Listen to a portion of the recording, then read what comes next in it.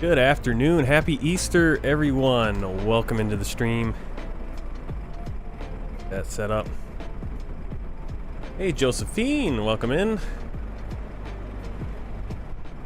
Double check, making sure that was good. Let me get this set up really quick.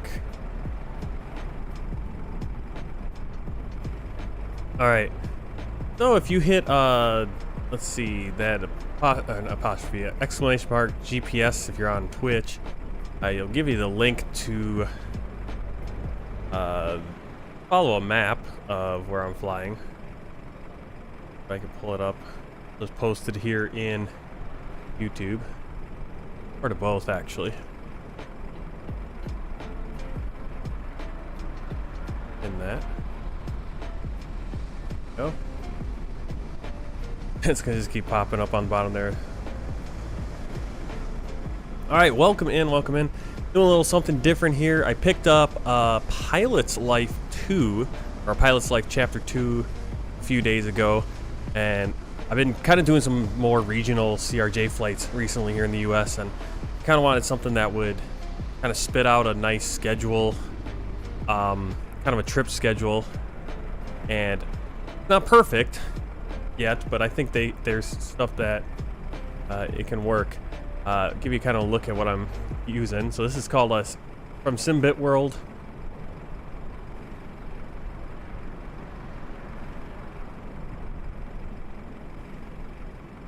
That works. All right, so basically here's your kind of like a career mode for Microsoft Flight Simulator or X-Plane. It really goes across all of them, which is really cool. So you can see here it's got my current pilot rank, junior first officer, then next pilot rank, first officer. So I'm guessing this is just going to kind of keep going up. I'd rather have it. It'd be cool if it went by airline, like you started out as a first officer at an airline. I suppose if you're... It depends, because there's some, or you can get... you're a first officer in an airline, and then you become a captain in an airline, and then you can jump to be a captain to another airline if it's kind of like an equivalent. If you're going from like a Delta to United or something, you can do that, or one regional to another regional. But usually, typically how it goes is you start as a first officer at a regional, you get the captain at a regional, then you become a first officer at a major, like a Southwest or a United or up, those things, and then you become captain. That's kind of it. But I guess there's probably going to be more. You can see I got my bank account, hourly salary, which is kind of low nowadays. In reality, SkyWest, like hourly salary for a first officer starting at the company now, about $90 an hour. See the number of flights, flight hours, achievements, experience points, all that. You can see the two routes I've flown so far. I flew Chicago to Cedar Rapids on this trip, and then Cedar Rapids up to Minneapolis. Where I'm going to fly Minneapolis down to South Bend, right around here. I think it's in there. Then South Bend up to Chicago again, and then we're going to go Chicago back out to Fort Dodge, right here about in the middle of Iowa. And that's going to be it for the trip. Now I'm going to have to get a new one. And I'll show you once we get to that point. Here you can see we've got the job market. It takes a little bit to load it in. But basically, you can get a job with any airline in the world, basically. These are just the A's, the B's. Pretty extensive. You can kind of pick where you want to be region-wise. So we're kind of focusing on U.S. You can see or the North America. You can see there's a ton just in North America. You can then go by rating. Typically, the 5 stars are going to be your legacies: American, Delta, and United. Your 4 stars are your, kind of that next level: Alaska, JetBlue, Southwest, Hawaiian. Your FedEx and UPS should probably really be 5 stars, as they're the big cargo ones. But you kind of get the point. You go your 3 stars, now you're starting to get into like Allegiant, Spirit, SkyWest. SkyWest, some of these regionals like PSA, Republic, SkyWest. Some of the higher end ones. Actually, all of them except for like Air Wisconsin. Air Wisconsin ends up being down here and as a 1 star, but basically you can get, like, the higher your rating, it's going to be really hard for me to just apply for a 5-star job right away. Once you get a job, I got a job at SkyWest, so then you get a schedule. Once I finish this schedule, I'll kind of show you how the schedule selection works, but you can kind of pick You can do like a hub round trip. Basically, from what I've seen, is if you do a hub round trip, let's say I pick Chicago, it's just going to go Chicago to somewhere, then somewhere back to Chicago. Chicago somewhere back to Chicago. I wish, and they don't have, and what they need to do is I think they need to add in one more option to there. They have 3 options. They need to add one more, which is you pick a hub, and then it can build out a trip, and it's not just going to necessarily be the hub, you know, your base, Chicago or Denver or wherever, out somewhere and then back, and then repeat to different places. But, you know, for instance, doing Chicago to what I'm doing kind of on this one, Chicago to Cedar Rapids to Minneapolis to South Bend, then back to Chicago. That's a typical trip. That's more like a trip you're going to get in real life, at least at a regional like this. But anyway, you got the trips. These are actually all real life flights. The start times are, this one's slightly off. Real life, it's now at 6:30, or it'd be 11:30 here UT time. But all the rest of them are really accurate. I think the first flight I did was, that flight's not flying to Cedar Rapids, Chicago Cedar Rapids anymore, but the flight numbers are pretty accurate and all that. Pretty cool. Got the logbook right here.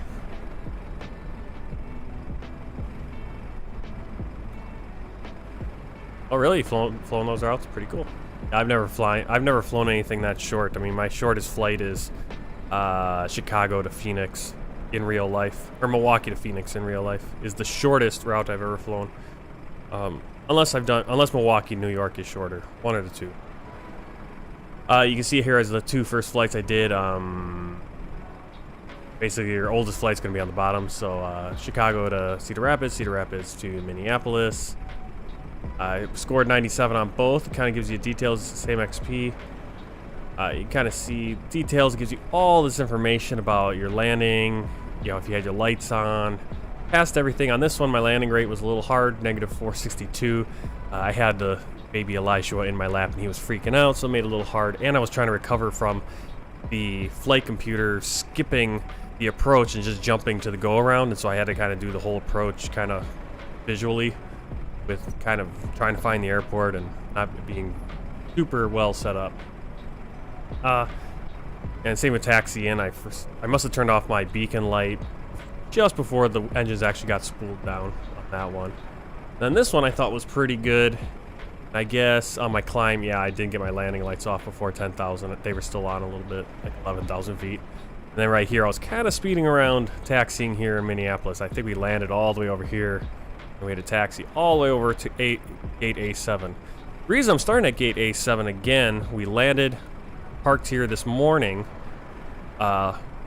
sim time, and we're now this afternoon, because we're doing basically reality a turnaround. This is a turnaround Delta connection flight.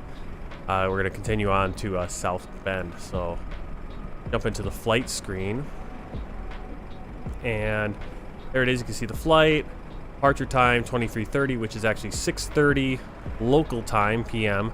We're probably gonna be a little bit later than that, but we might be able to make it because it's already about 6:08. I've got the clock that 6 hours ahead of real time for me. It's got the MEDAR data, it's got the stage of the flight, all kinds of little information. You can actually get your sim brief. I'll show you sim brief OFP right there if you want. Raw flight data, really cool. We need to change the aircraft though, because we are actually not. I don't have the CRJ-9 for some reason. They don't have a CRJ-5 available, so I'm just gonna pick the CRJ. We're also gonna be doing a cruise of 37,000 if we can get there. So that's it for sim flight, or a pilot's life, chapter 2 so far. Kind of look at that a little bit more later, depending on what we do.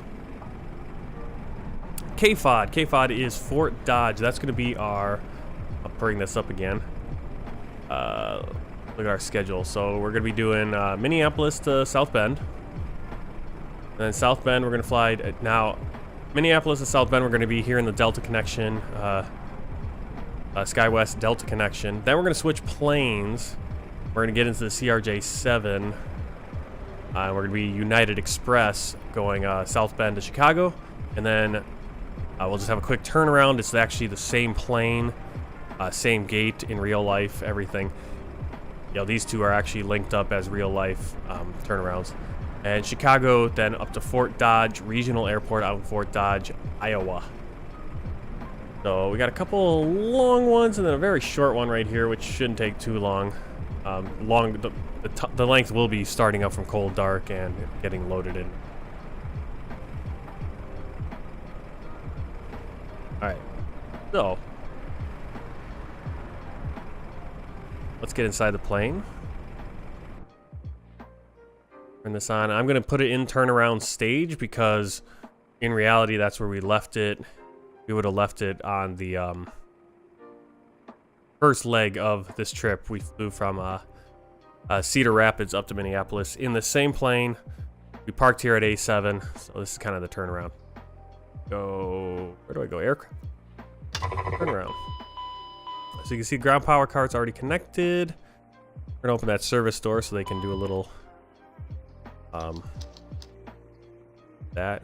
Now, I'm not sure where we are as far as things when we're doing a turnaround. It looks like the ISIL is close, so we'll have to open that.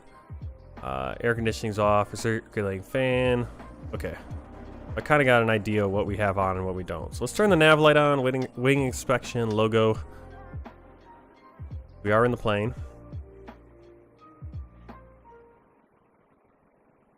It is the nav, IRS is set to nav already. Happy Easter! Yeah, we got up early this morning, so wife and baby are taking a nap right now. And then they're going to go out with the foreign exchange student that we're hosting right now. They're going to run over to Goodwill or whatever and probably spend hundreds of dollars on junk.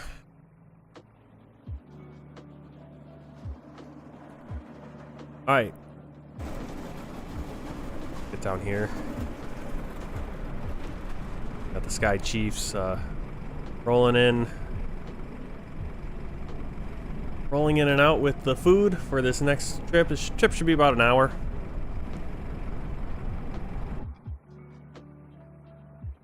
Connected here. Let's go performance. Get this page set up, and we'll start getting the passengers and everything on board. Trying to do a quick turnaround here. Get off the blocks about 6:30.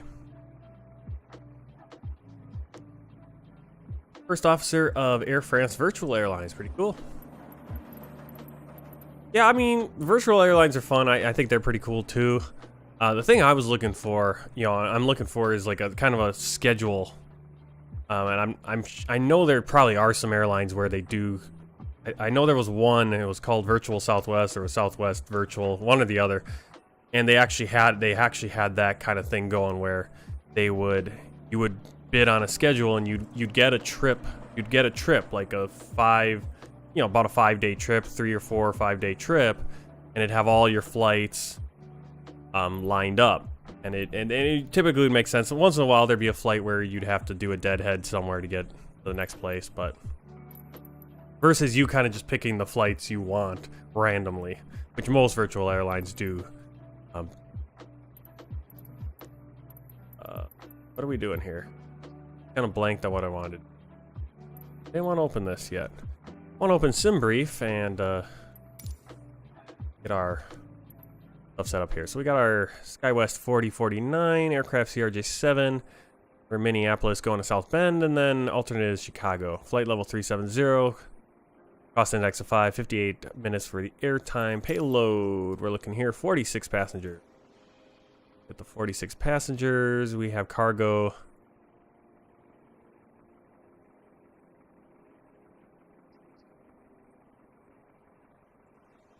$504 here, and we'll just go solid 500 aft, and then fuel 36.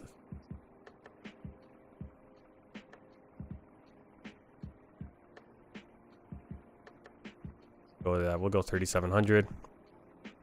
Set the payload in the simulator. Back here. Perfect. All right.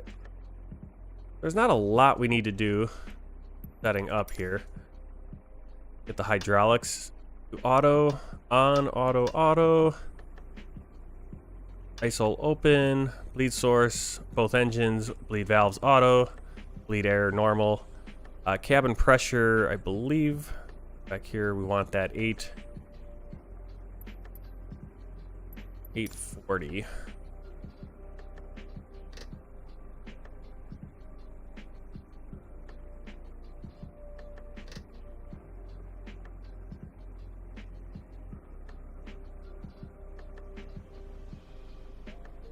Oh, 840, we got the pressure. I'm gonna start loading the passengers. Thing loaded up. Boarding requested.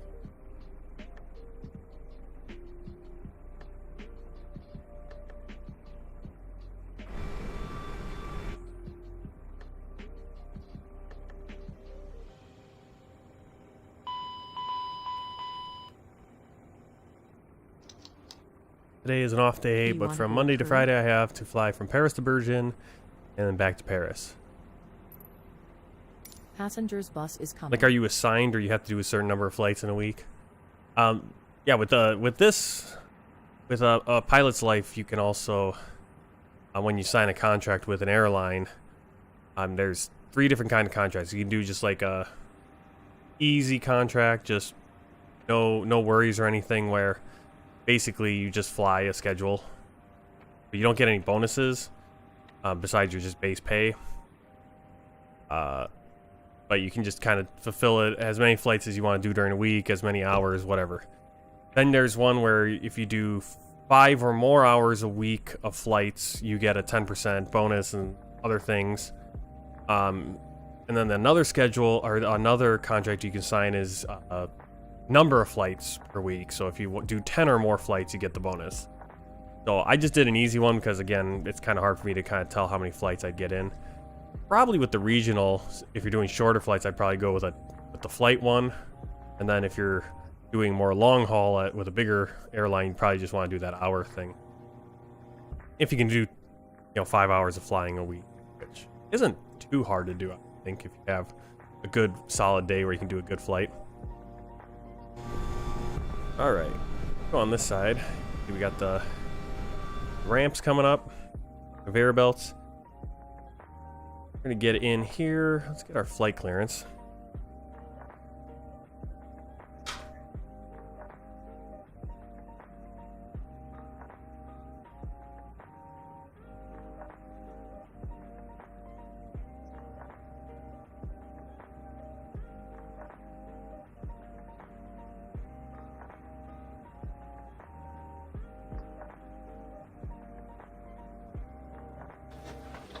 Passengers boarding starting.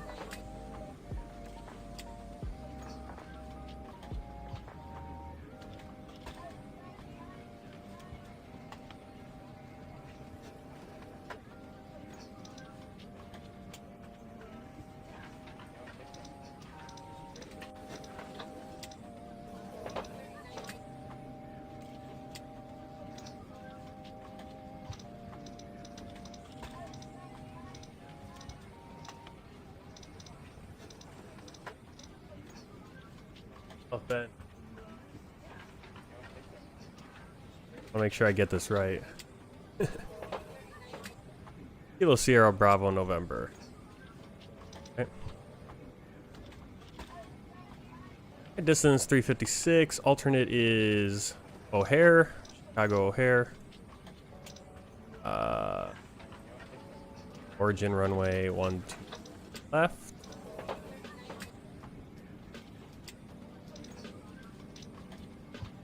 And we're gonna go 7 Delta Lima Lima. Flight plan, execute. Next pay. Well, get the flight number in here. SkyWest 4049. Uh-oh. Something broke. Always something. Didn't have an issue with boarding the plane here. We're having an issue boarding the plane. Hopefully this doesn't affect anything. Because if these passengers don't actually get on and it doesn't let me do pushback and all that, then we're gonna have trouble. We're gonna have some trouble. But we'll get to that when we get to it, I guess. All right, performance. Oh, actually, want to go next page. Kind of scares me a little bit. We're going direct then from Delta Lima Lima to Golf India Juliet, and then that's direct to our final.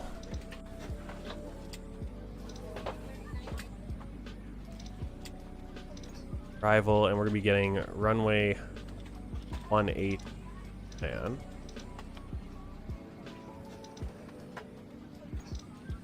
RNAV 18.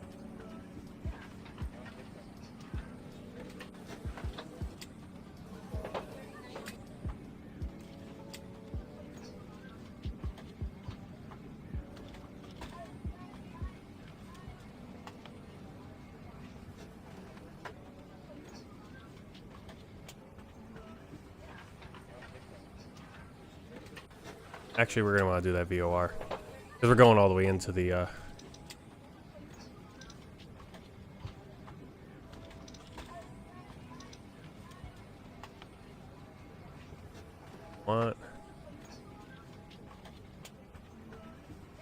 execute. Let's check the legs of taxi. Execute.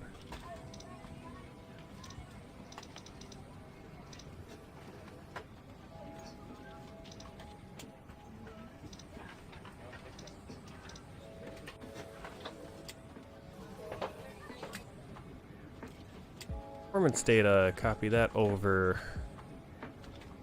Our cruise is going to be 37,000 is our, at least planned. I don't think we're actually going to get up there. DNAV, keep that all the same. Performance, that, go legs. Here we'll go to the menu, turn on VNAV, direct intercept.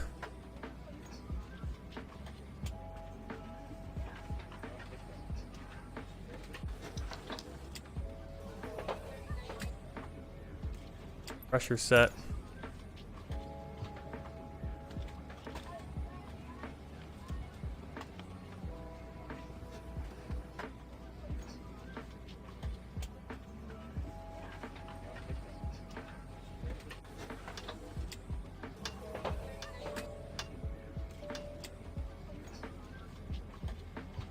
All right, let's go start doing some checklists.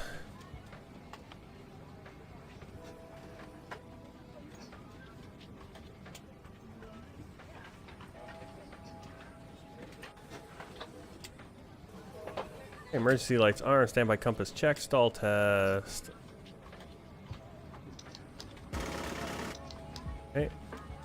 Nose wheel steering off, clock set, EFIS control panels checked, instrument panels checked.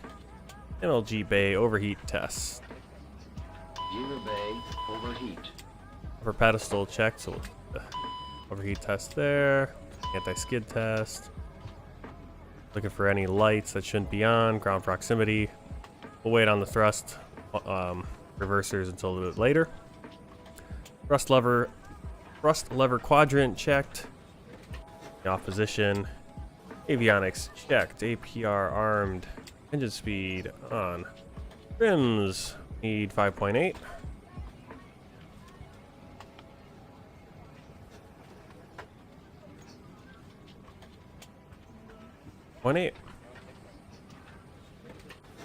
We'll go to lower pedestal.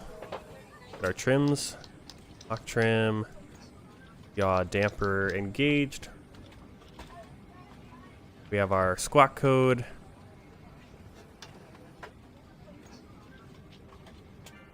Radar test. Stand by for the backup radio.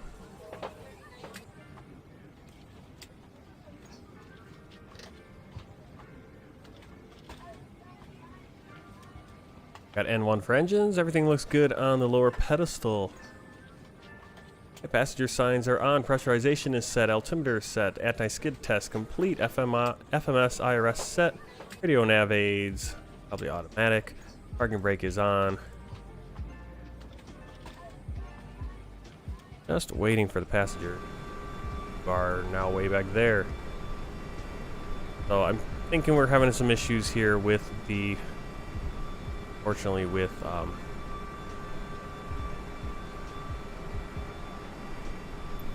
start this.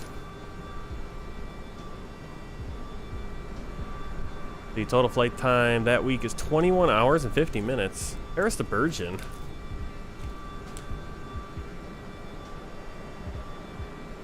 Paris to Bergen and back to Paris is 21 hours, 50 minutes. Bergen's Norway, isn't it? Not that long. Like.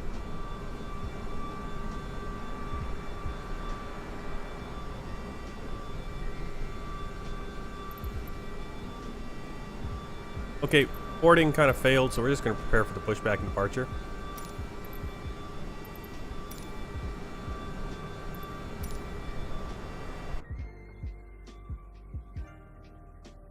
Craft, close the doors. Captain, the cabin is secure. All passengers are aboard. Ladies and gentlemen, on behalf of the Hello, Captain. We are ready for pushback. Flight, we hope you enjoy flying with us. Before takeoff, we would like to encourage all passengers to watch our cabin crew display the safety features of the aircraft.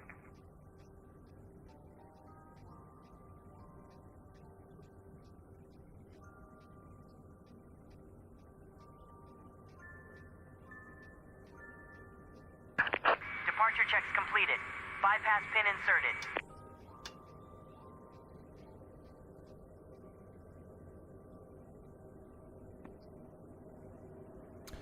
APU coming up. Once we get the APU, we'll disconnect the ground power. We're going to start getting connected down there for our pushback. And we're just about on time. Scheduled for 23:30. Got about 3 minutes. We'll be a little bit late on takeoff, but should be off the blocks.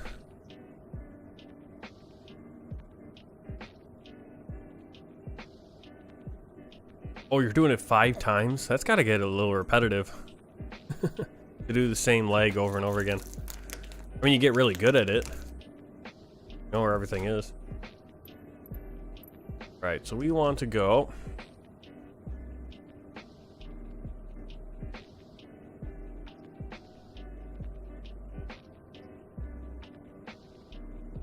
Left. I'm gonna go nose.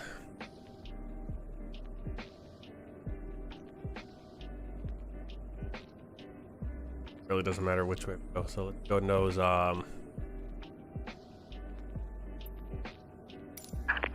parking brakes, please.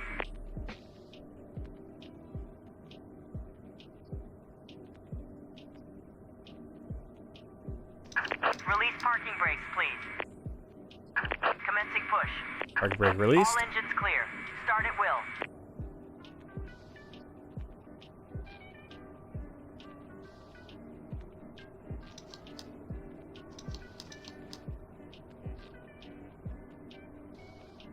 Forgot to connect the ground power car, or disconnect the ground power card, but it disconnects automatically. Should have engine coming up once we get to 20%.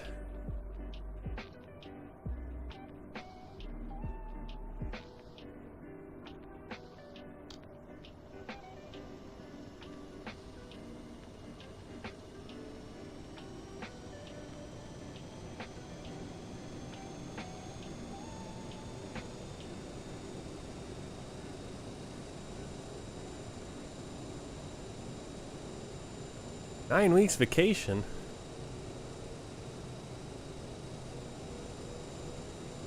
Or a virtual sim or a virtual airline. Please set parking brakes. All right, parking brake. Waiting your confirmation for a good engine start. Okay, we do have a good engine start. Ladies and gentlemen, please pay attention as we Start the display left the engine. safety features and procedures of the aircraft in case of an emergency. During an emergency, please remain in your seats On pitch with and your ground, seatbelts we have a fastened good and engine your seats start. in the You can upright disconnect. position. In case of a drop in cabin pressure, breathing masks will drop from the ceiling and should be placed over your head. If there is smoke in the cabin during the evacuation of the aircraft, Probably gonna lose a point 'cause I didn't turn the beacon light on. Lights will display to the exits, which are located here and here. In case of an extreme emergency landing, you will be Dog instructed pause, to get parking into the brake, brace packs position, which off. is executed by placing your head between Alright, your also go knees through the with your checklist. hands over Remember your some. head. We would also like to remind you that you should turn off all electronic devices. We thank you for Unlocking paying gear. attention during this brief presentation.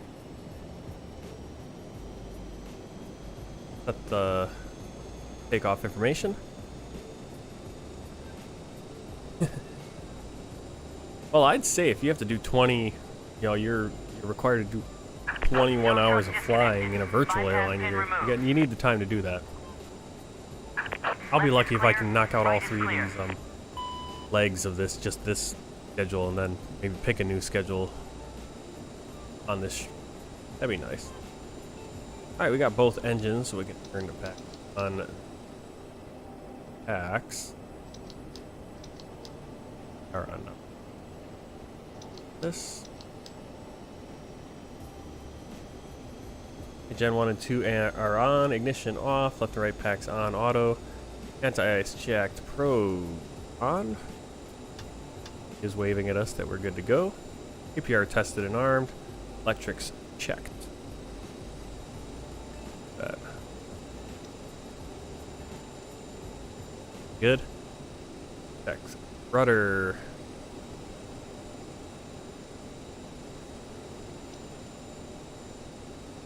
Checked. Nose wheel steering.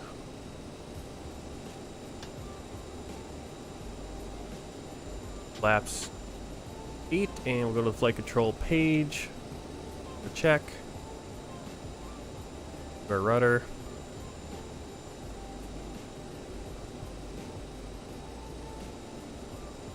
Okay, flight controls checked. Trims and set, green and trims and stab, green and set. Thrust reversers armed. Got our taxi clearance.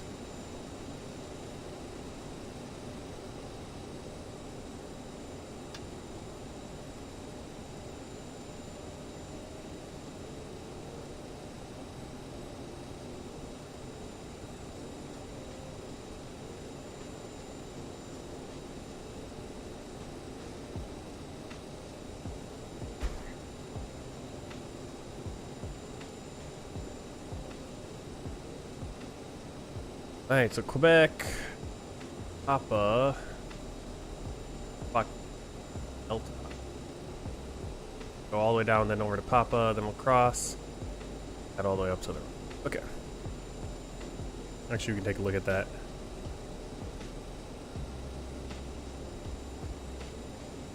We're gonna kind of come up here to Quebec, all the way up to Delta, then we'll hop over to Papa, cross the runway,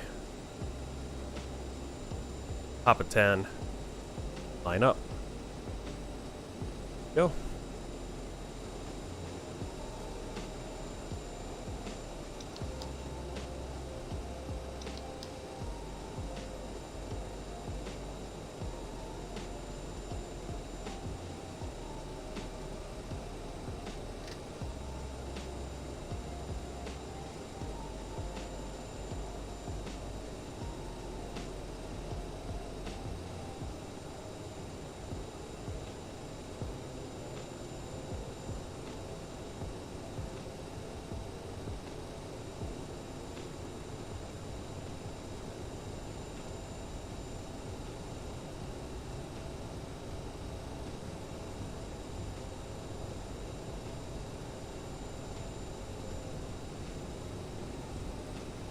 Get a little nervous because I'm seeing a lot of planes coming this direction. I don't know if they're, after they've landed and they're coming this direction, or if they're taking off the way. There should be gates over here, actually, all these alpha gates, but for some reason, Flight Simulator did not model them. Very small gates. Alright, this guy's coming in, that's good.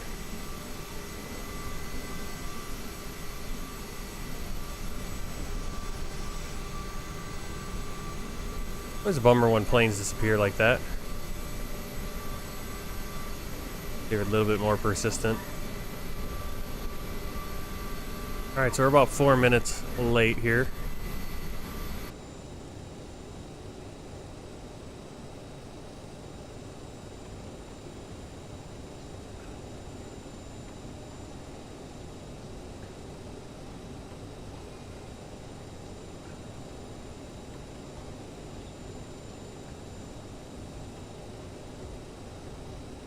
Should be arriving. Scheduled arrival is about like the 8 o'clock, 8 p.m. Coming into South Bend. Should be fairly dark at that point.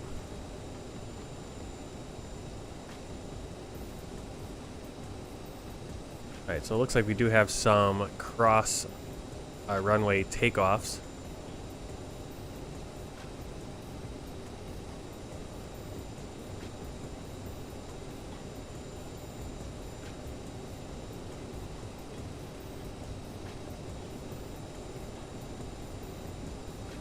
Leads me to think maybe we're supposed to be taking off.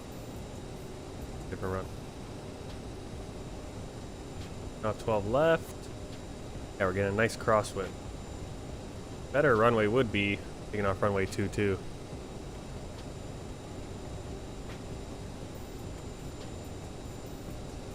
Why we didn't get.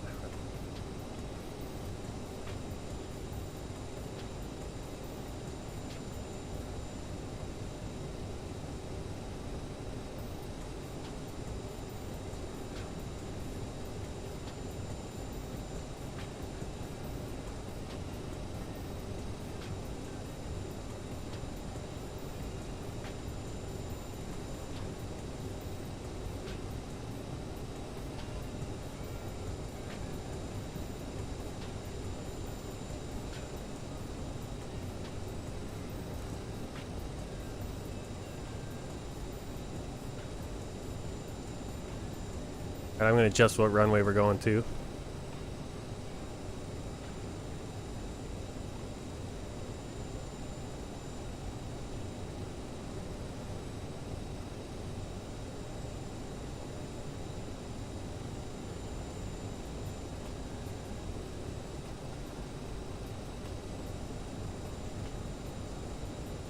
There we go.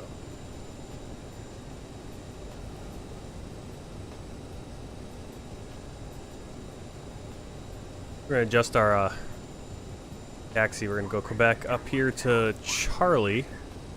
Here's a Papa right now. We're going to go to Charlie. Then,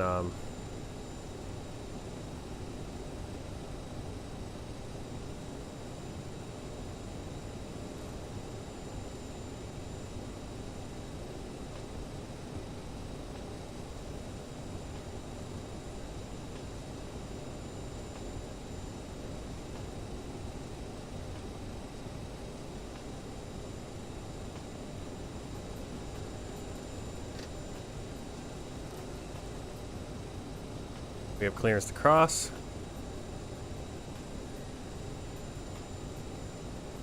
So far so good. I mean, I did like the last two flights, or I've done a few CRJ flights since the crashed stream and haven't had any issues. Of course, I was doing those offline, so hopefully we don't have any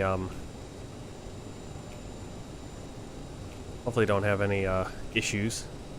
Josephine, your actual job with North Atlantic. What are you doing with North Atlantic? What are you doing over there for Norse?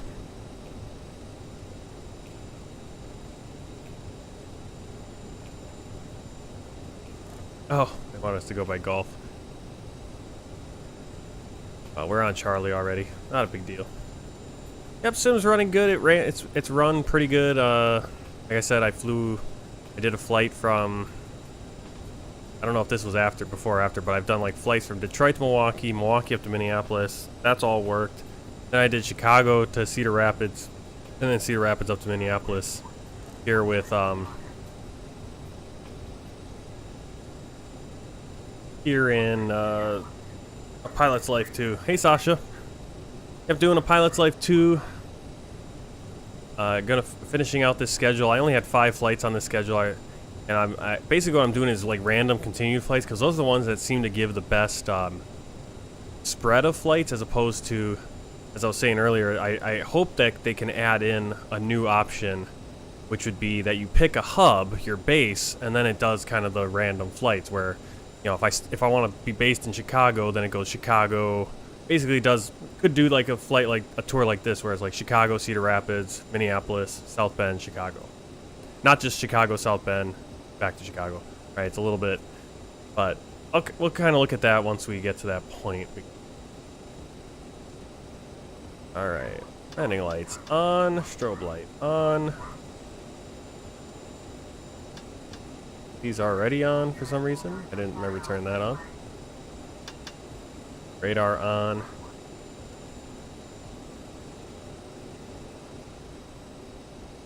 Alright, license strobes, fuel cross flow off. Ignition anti-ice are required. Flight attendant is advised. Transponder on, radar on. Gas checked and cleared. Bugs review, air access required. Going.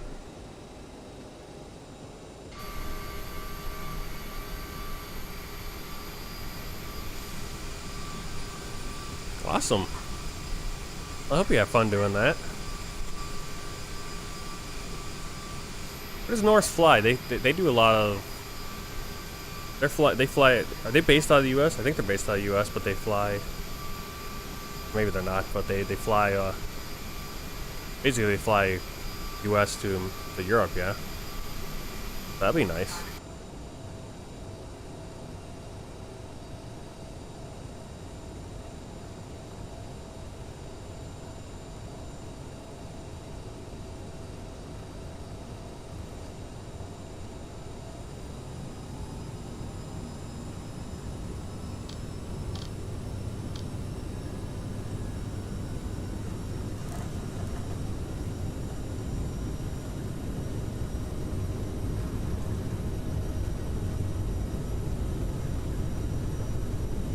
Haven't run into any terrain issues here at Minneapolis yet.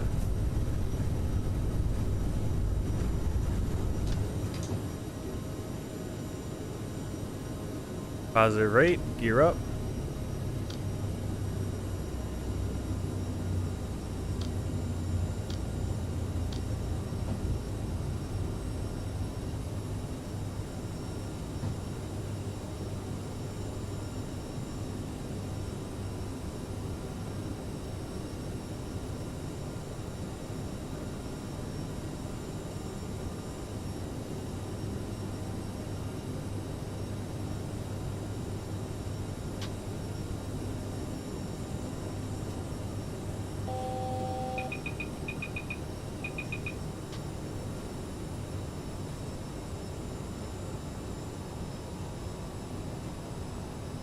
Aggressive on that banking.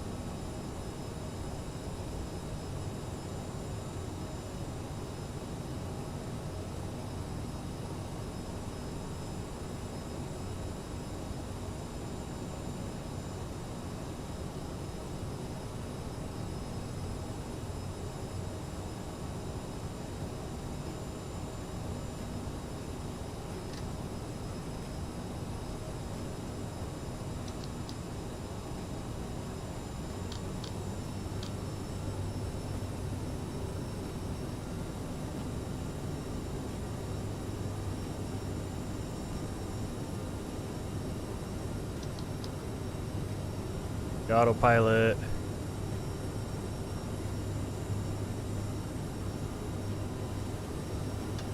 Off. Flaps are retracted.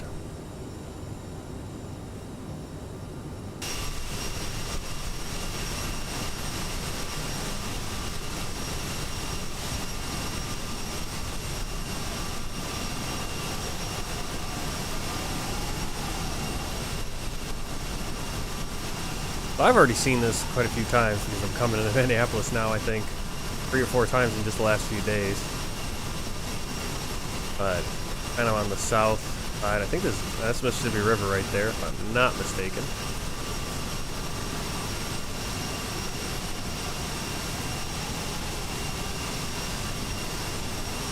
I want to say that's probably Interstate 94.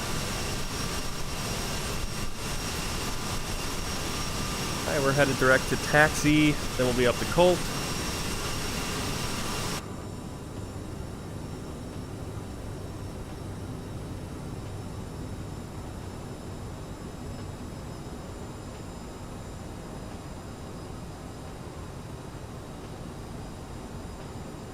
Go to 11,000 feet.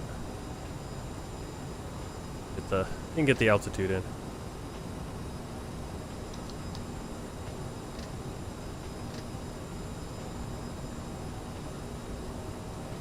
Norse has hubs in Oslo, and they fly to Paris, Berlin, Rome, London, Fort Lauderdale, Boston, New York City, Los Angeles, San Francisco, Orlando, and Washington. So they have quite a few.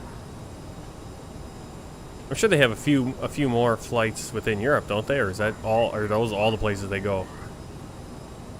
Because they actually fly a lot to the US then, actually.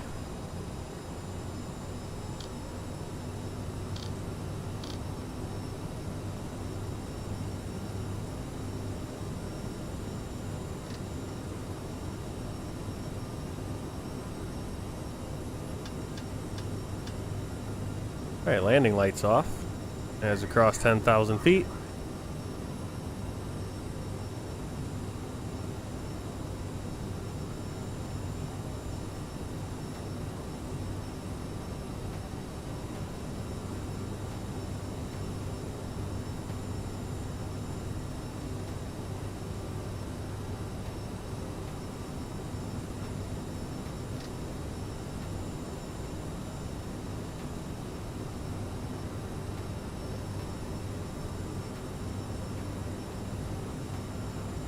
And we'll turn the seatbelt signs off. Hey, climb check, landing gear up, flaps up, fuel cross flow, auto, APU bleed, set, light and passenger signs as required, thrust reversers off, gas checked and cleared. Climb checklist complete.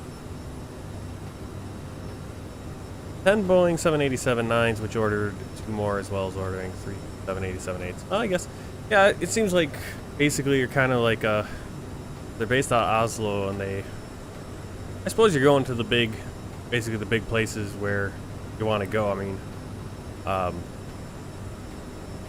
obviously you got your East Coast places, a couple places down in Florida. You get a couple of West Coast for the U.S. Paris, Berlin, Rome, London. And once you get to those places, you're connecting to other. Just if you want to go somewhere else, then you're connecting on another airline. At this point, yeah, low cost, long haul. Yep, that's what I've heard. Well, I hope you enjoy that.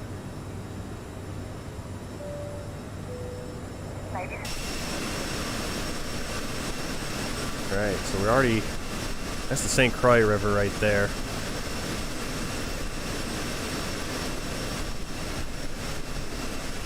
Splits off from, so the Mississippi's over there, goes into Minneapolis, St. Paul. Here's the St. Croix, which is the border between Wisconsin and Minnesota once it splits from Mississippi.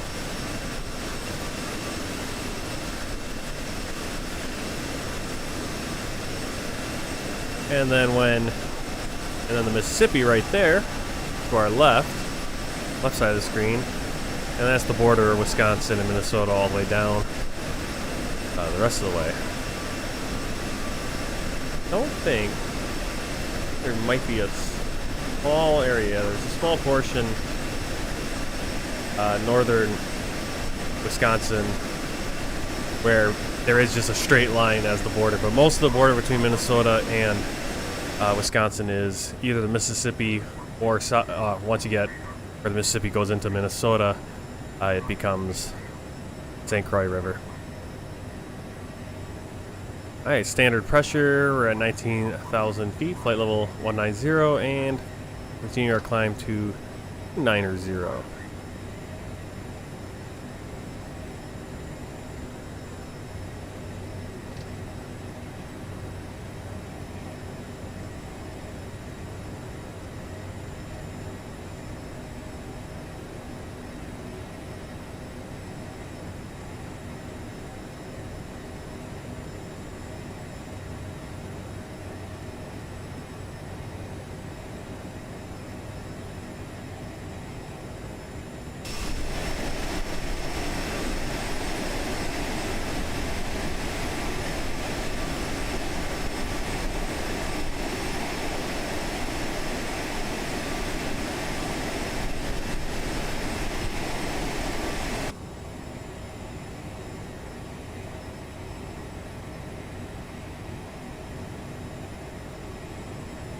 on our left, we're kind of following the Mississippi River on our left over there, and I actually should be in the first officer's seat.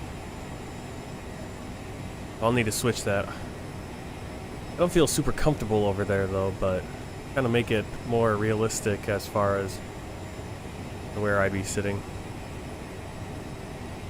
Fortunately, they don't have the fly pad over there, also the electronic flight bag.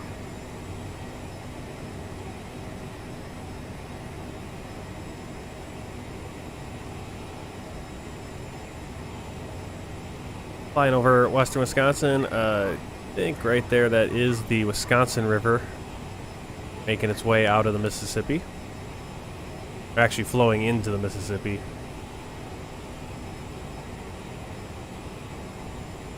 Oh no, never mind. That's not the Wisconsin. That's the Chippewa. As the Chippewa River goes up to Eau Claire, there's gonna be right over there.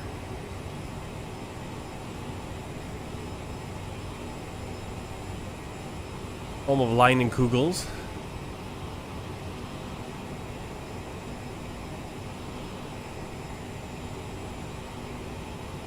Really fun. I mean, it's a really interesting part. I mean, this area is very interesting because you got all the coulees and you can see all the terrain over here. This part. I think it's called the Driftless. Especially southern, once we get down more towards the Iowa-Wisconsin border. You can see how it becomes a very different terrain from the rest of Wisconsin, which is pretty flat. That's gonna be a long one.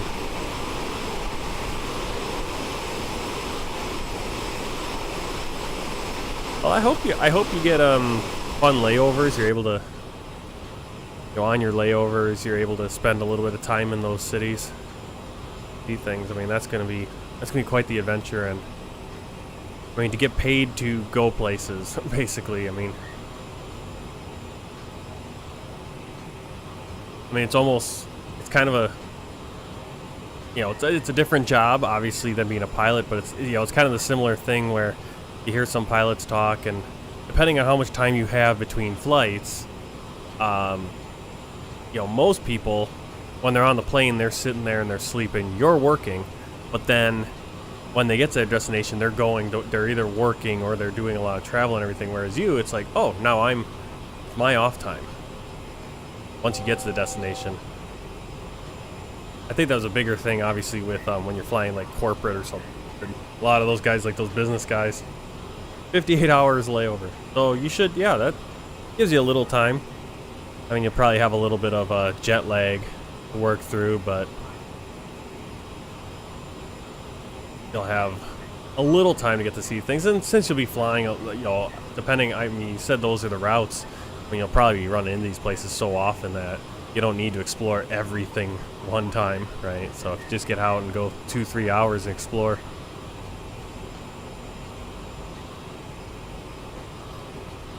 Alright, so we're at 29,000.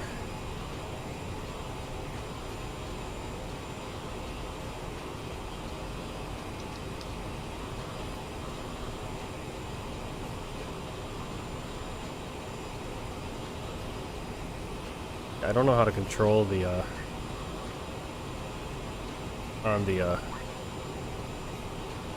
there it goes.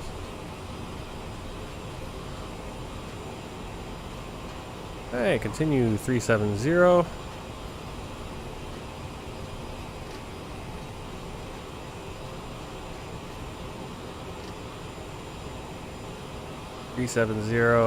And we'll hit that speed button, and then we'll continue climbing. We'll climb at 182.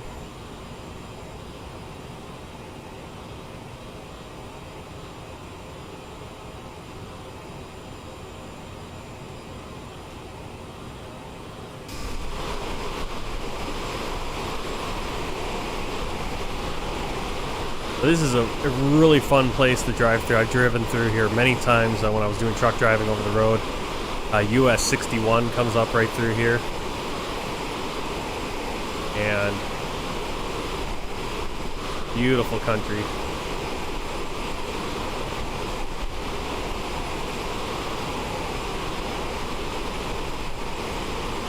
Actually, this right here is, I think, 93, Wisconsin 93, but US 53 is in here, and then once we get a little bit further south of La Crosse, then got US 61, but yeah, a lot of the coulees and just kind of this constantly winding through this kind of these valleys, or you're on top of the ridge, which really gives you beautiful views over the rolling hills, kind of.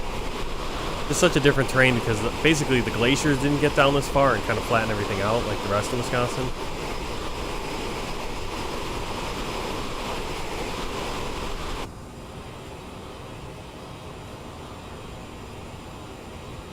That hit speed? What are you doing? I went to climb also.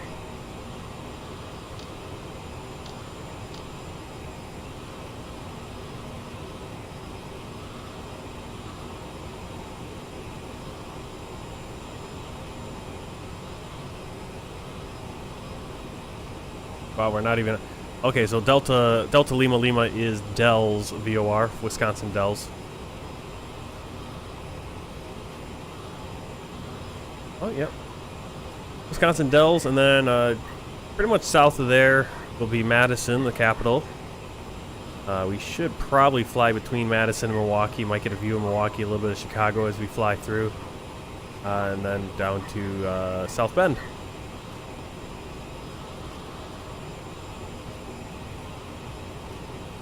Now, as far as South Bend, I've driven through South Bend many, many times on Interstate 90, 80, 90 there on the toll road. Not as much of an impression there. It's kind of just, ugh. You know, Gary, South Bend, you know, right there. It's just not much to see. Me and 6 other stewardesses serving 359 passengers. Yeah, it's definitely you're working. You're definitely working, but like I said, you get that nice layover after it. How do we... Oh, I need to look this up and figure this out because... There we go.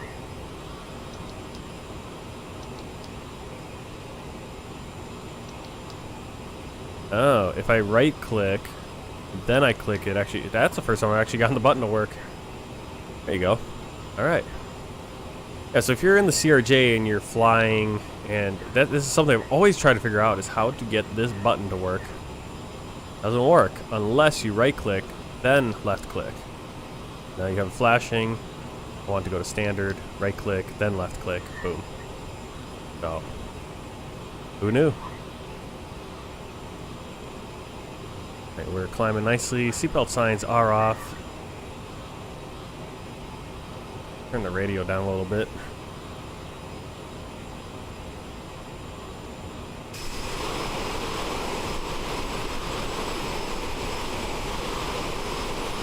See loss across and Cross Regional Airport right there. Lacrosse is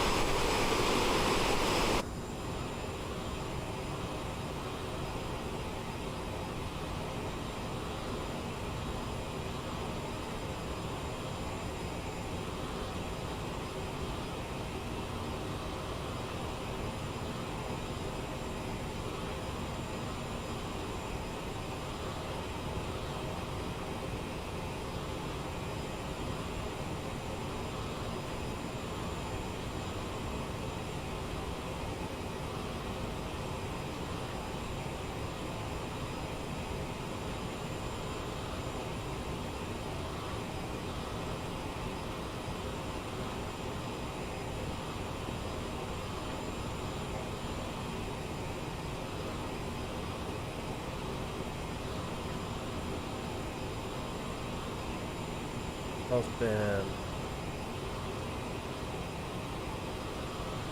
2 classes, premium and economy. Config is 232 for premium and 333 for economy. into the center, in the center of the plane. 10-hour flight?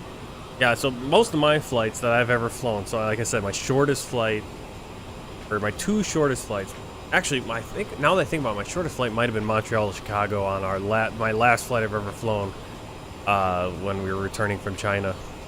Did Shanghai to Montreal and then Montreal to Chicago. But typically, basically, you know, Montreal, Chicago, Chicago, New York, or Milwaukee, New York, and then Milwaukee, Phoenix. Those are my shortest flights. I did have a connecting flight. I did one time when I was flying to China. I did Chicago to Seattle, then I think Seattle to Beijing or Seattle to Shanghai. Possibly it was Seattle to Korea and then another. So that might have been a 2-stopper. But most of my flights ended up, you know, would be Chicago to Korea and then Korea to, you know, Incheon to Seoul to Shanghai or Beijing, or direct Chicago to Shanghai, Chicago to Shanghai to Chicago. I want to say I did one. I flew into Los Angeles once. One of these. My memory serves. I wish I had a record of all of them, but that information is long gone, or at least I don't have it right at hand. All the airports on.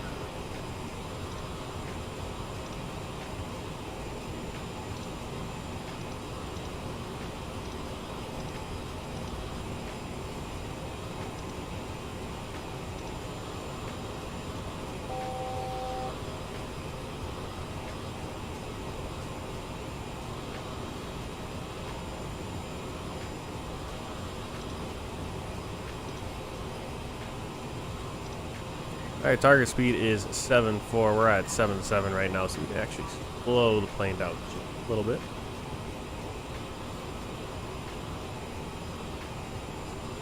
Pull back on the throttle once we make 37,000. No problem today getting to 37,000 feet. Usually it could be a real bear to get up to flight level 370 in this.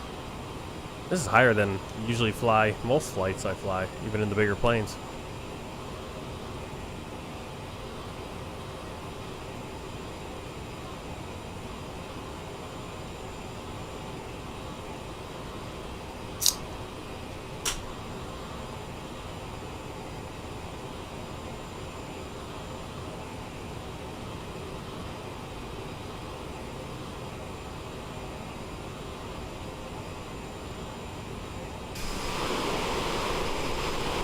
There again, you can see the example of just how those, you know, the valleys and cuts, but then you have the farms on top of.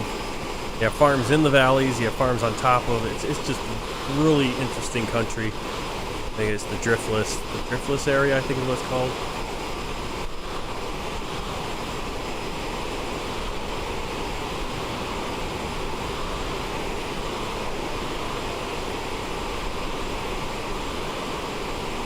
I'm talking about it a lot because I drove through there a lot. I'm from Wisconsin, so we learn all this. There you can see. I think that's Lake Wisconsin, which I think is formed by some dams, and then on the Wisconsin River.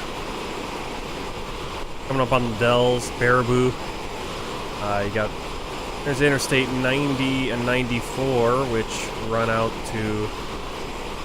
Well, 90 makes its way all the way out to. No, 90 eventually cuts off and goes across the southern part of Minnesota. 94 continues all the way up to Minneapolis. But right now they're overlapping, 90 and 94.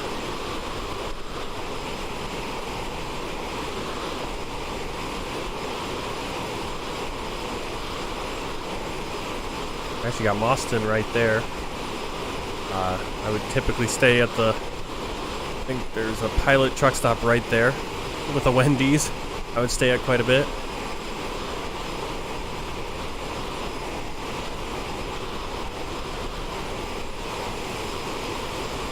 Have the Dells, Lake Delton. You got Noah's Ark there. Water park, a lot of water parks, a lot of little theme parks right there.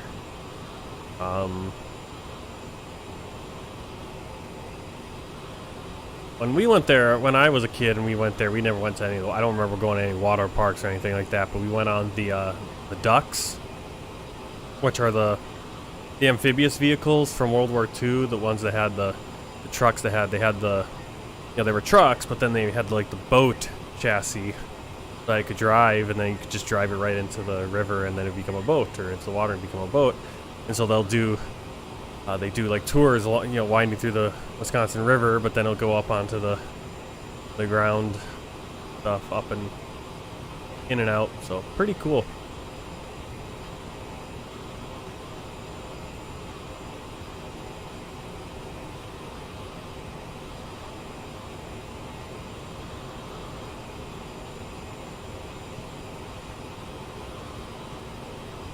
It is always interesting, the different uniforms that airlines, the flight attendants wear. You can always kind of tell the culture as well from it.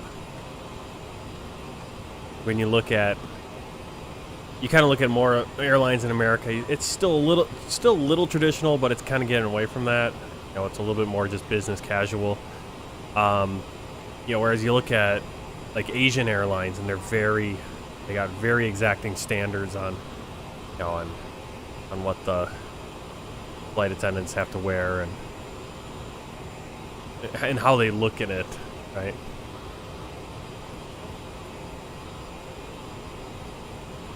All right, looking good so far.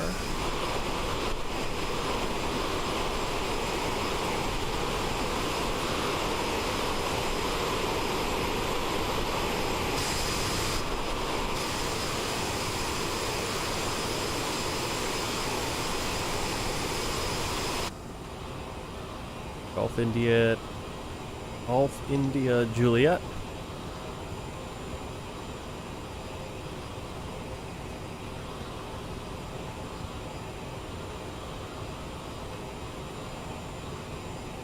Alright, so now we just got a nice straight shot between Dell and Golf India Juliet, which is the VOR or Gipper Niles. I think Niles is in Michigan.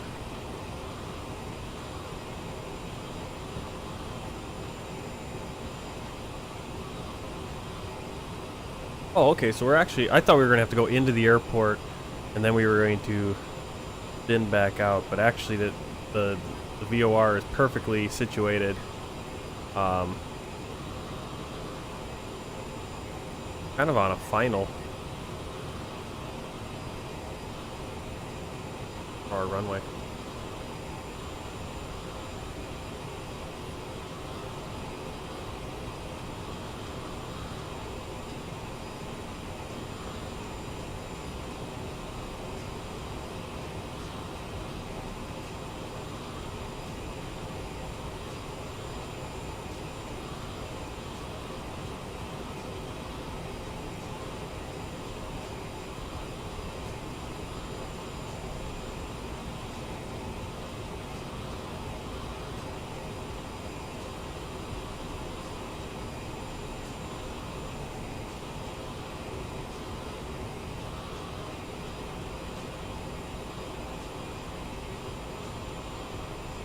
Alright, so runway 18 in South Bend is a 7,101 foot runway. It is the second longest runway. Obviously, the cross runway, 9 right, 7 left, is 8,400 feet. So it should be good length. I want to check the weather because might be wrong what runway we're taking. And yeah, we're gonna have a slight crosswind coming from 150 degrees.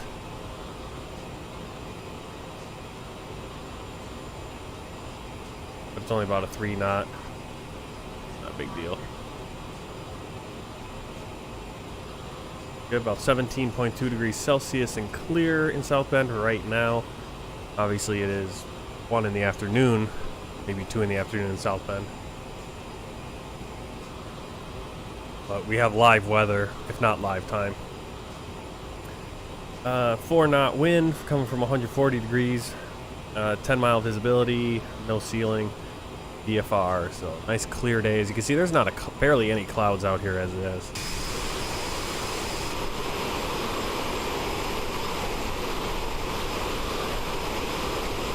Hey, right there is the city of Columbus coming up on, I believe that's Columbus. Yep. And that's US 151 swerving around it. Used to kind of just cut straight through, as you can see, through the downtown. This is Wisconsin 60, which leads all the way over to basically where my truck terminal was. So I would drive through here quite a few times. And in fact, I believe there's a statue of Columbus right in there, and then there's a statue, a Civil War statue as well. You can kind of see a lot of places in Wisconsin are like this, where they got the highway. They made it like a divided high-speed highway that kind of loops around a lot of these towns that used to drive directly through. That US 151 would go straight through here. That's a Beaver Dam. Yep, Beaver Dam right there. Now here you can see these kind of the mountain range, not the mountains, but the hills kind of doing this little northeast to southwest pattern. And in fact, right around in here, you have the Horicon. You got the Kettle Moraine. Those are called moraines, I guess, are these? Or they're called kettles, one or the other. I should know this, but I forgot my fourth grade. Here's Watertown. Running in all those cities right now. And that's Lake Mills, and this would be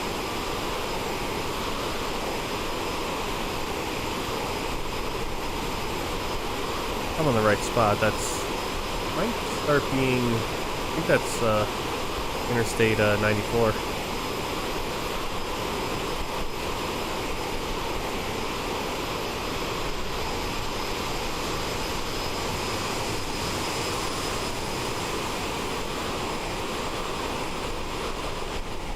Yep, there's Madison right back there. State Capitol right on the isthmus between the two lakes. Monona and Mendota. Mendota on the north, Monona on the south, and right in the middle. That's 94 coming out, 39, 90 go down to Illinois.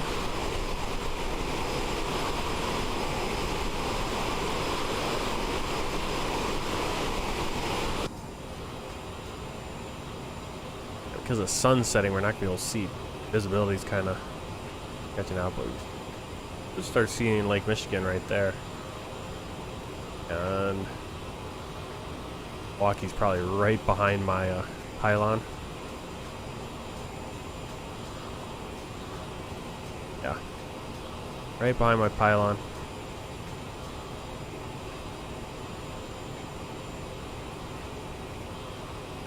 Crazy that we're already getting our approach information.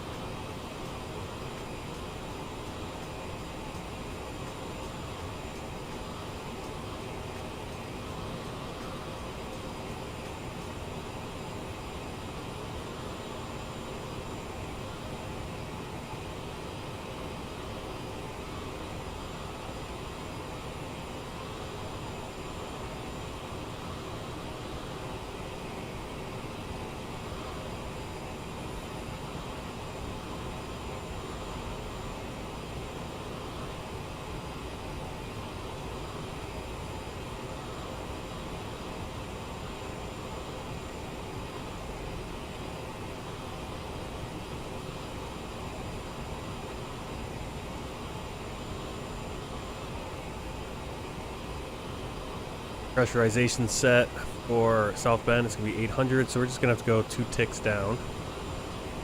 2. Green, 800 for the elevation. Alternate is Chicago, so if we need to go alternate, we'll have to just drop that down to 680.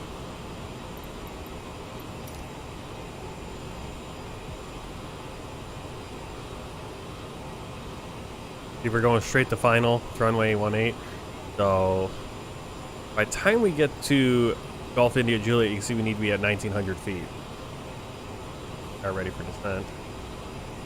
Got 120 miles to go. Nautical miles. 17 minutes.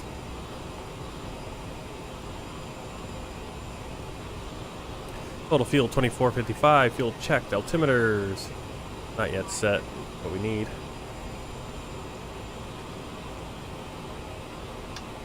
Alright, seatbelt signs back on.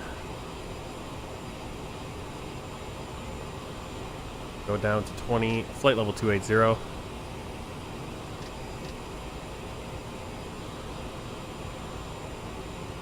Flight level 280, vertical speed. Go 2300.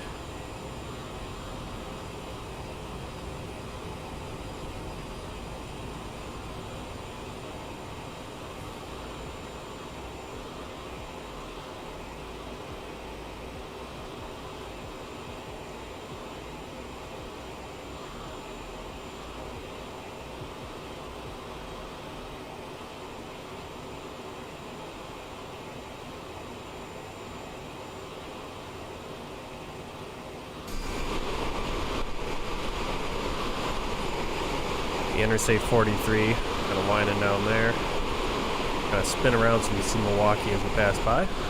There it is.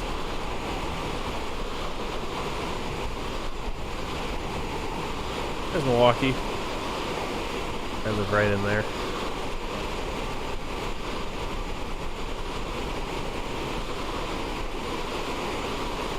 The Mitchell International Airport, Milwaukee, Kilo Mike Kilo Echo. And we'll definitely have some flights in there, either from Detroit, Chicago, short hop, or Minneapolis, I believe, or 3 that go in via SkyWest.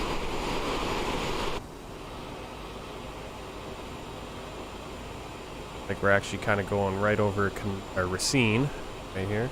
Or Racine's gonna be right. Cut between Racine and Kenosha, right on the border with with Illinois. Another plane there, probably on approach into. Yep, yeah. I was talking about like how it's interesting how like every airline, like the different uniforms they have for flight attendants and the different cultural sensibilities. How some airlines it's kind of. I look at more of the American airlines, the airlines in America, and they're kind of like, compared to, you go to like Asian countries, they're, the flight attendants are all very well made up. They're held to a really high standard for presentation, whereas in the U.S. it's a little bit lax now, I think, compared to the old days.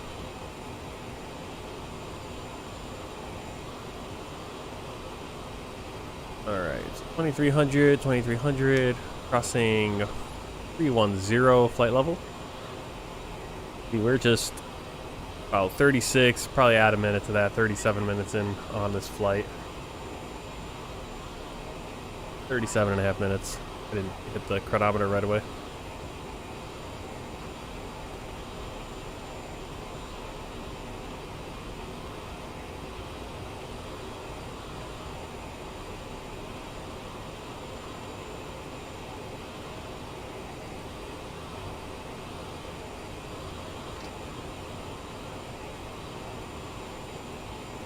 Nine or 0?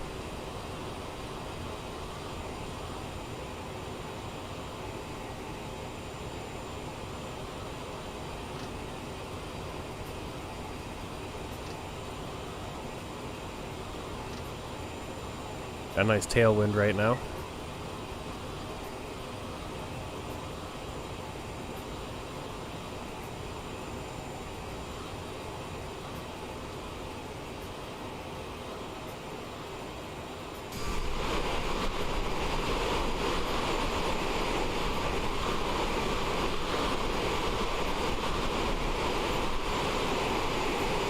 That would have been interesting.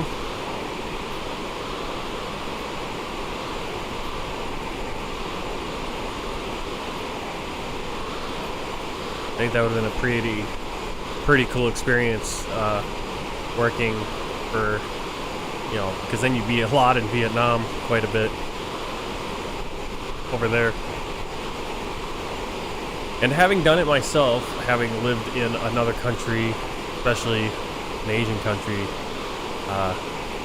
it is a lot of shock at first, but then it's really rewarding. Right there, you can see that is the border between Wisconsin and Illinois. I think it might be right there. Because as soon as 94 crosses the border, it kind of swerves off. So 41, US 41 goes down as a non-toll road. 94 becomes a toll road. And then 294. Well, 94 is not a toll road, but it eventually becomes 294. So if you want to get into Chicago avoiding the toll road, you take 41 down.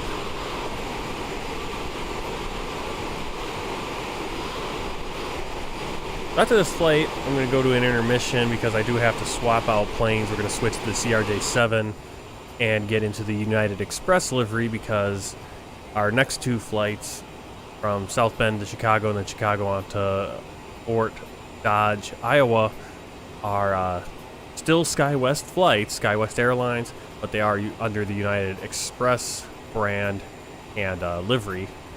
And that's how it works with SkyWest Airlines. I'm trying to think if there's any other, at least American regionals that do that. I don't think there are because, like, Endeavor is fully Delta. It's only Delta connection. Envoy is only American Eagle. I believe PSA, it's only American Eagle. GoJet, I think, is only United Express. Air Wisconsin is currently only United Express, but they're switching over to American Eagle next year. I think Horizon is only Alaska. Mesa, I'm not sure what Mesa does. Republic, the same thing with Republic, I'm not sure. I think Republic is American, but they might be American and United. But I know for sure SkyWest does Delta connection, United Express, American Eagle, and Alaska, whatever Alaska is called. They have a thing. They're regional. But right now, I don't know how the schedule is going to work out, how I'm going to figure out the schedule, but it might not be 100% realistic in having a base where I would be, because if I was at a base, I'd probably be, more of my flights would be in one area. But at least in this part of the country, there's a lot of Delta connection because I believe Detroit and Minneapolis are basically hubs kind of for Delta connections up here with SkyWest. And then, you know, Chicago is obviously a hub for United Express with SkyWest, and I believe Denver is as well. And then I think American's going to be more in the south, like Texas area, Dallas. American Eagle with SkyWest, and then Alaska with SkyWest is mostly out on the west. So depending on where we are in the country, those are, you know, you're going to see more of one of those, whichever one we're going to be in, which I think is fun. It's like one airline, but I get to fly a number of different liveries. Nice. All right, 10,000 feet. Continuing the descent. What do we got? 1,700 feet.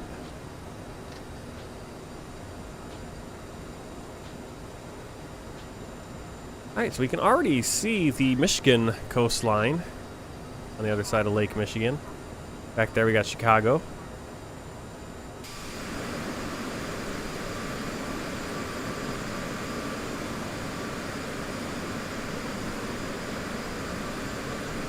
The next flight's going to be a really short hop. I mean, we're just going to get up. We're going to be coming back. I mean, it's mostly going to be about coming in and landing at O'Hare. But it'll be nice. I believe it's a... I thought I wrote down the time. That next flight's going to be, yeah, 5:25 takeoff. So we should be arriving about 6:25. So the sun should be rising. Be an early morning landing.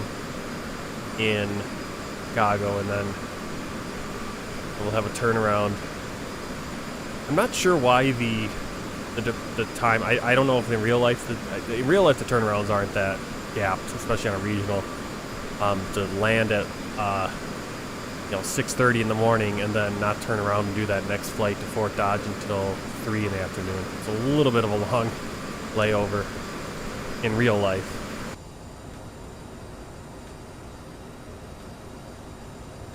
What's our pressure?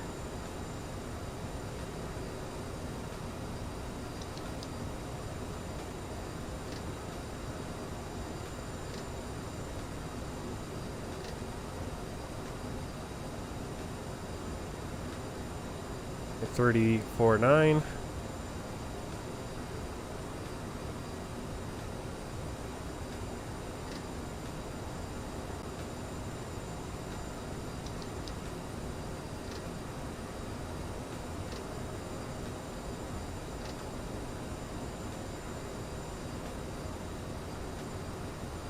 We'll get on here 34.9 as well.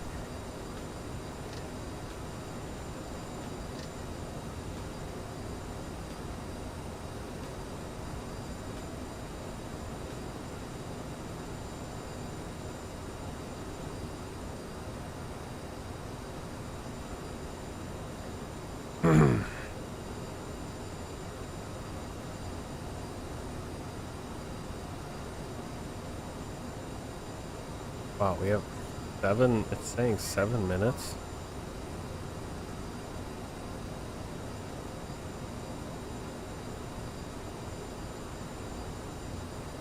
Be down.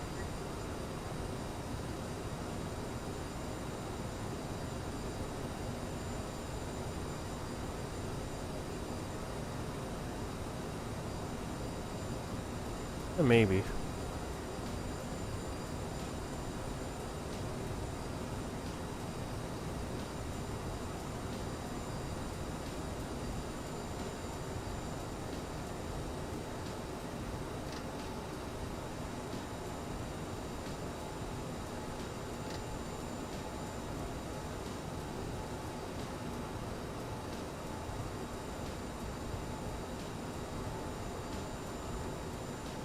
Alright, altimeter set, TCAS is required, radar is required, CAS checked, and your landing data set.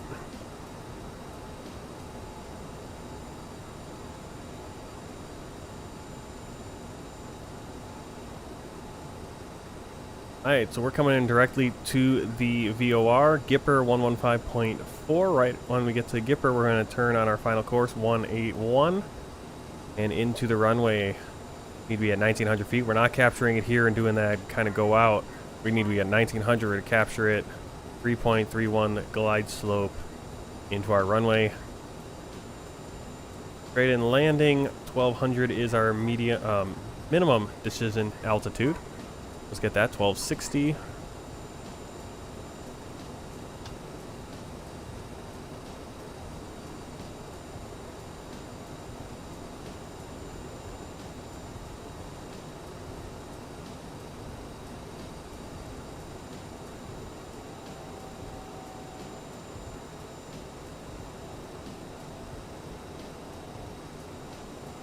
Go.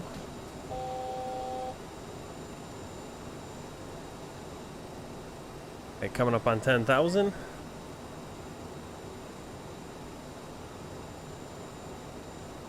Bring that chart back up. If we have to go around, we're going to take a right 2,400 feet, climbing 2,400 feet, right turn, direct back to the VOR, Golf India Juliet. Dials. Right, climbing right turn 2,400 direct, Golf India Juliet, VOR, and hold. Airport elevation is 798. Touchdown zone 798. Minimum decision altitude 1260. VOR 1900. Final course 181.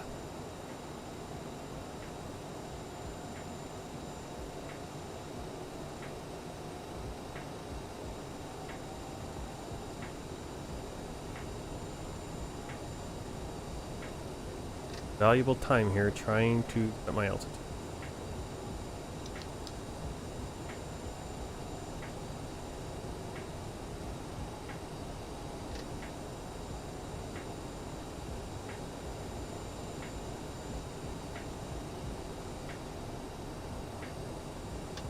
Okay, landing lights on.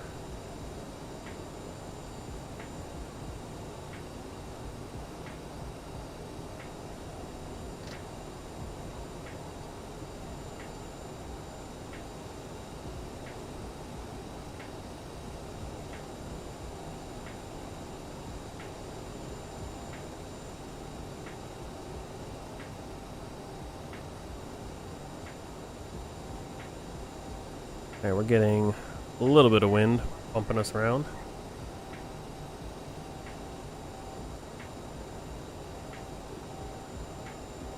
I forget to pull my charts down.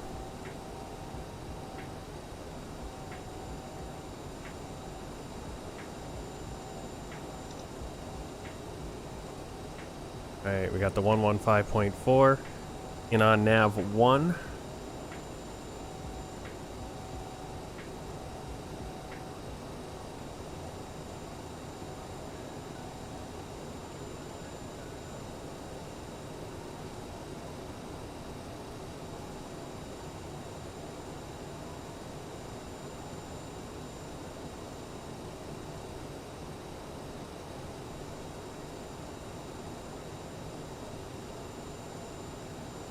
Okay, why did that turn on? Like the University of Illinois Willard Addis just popped up, turned on. That's never had that happen before on.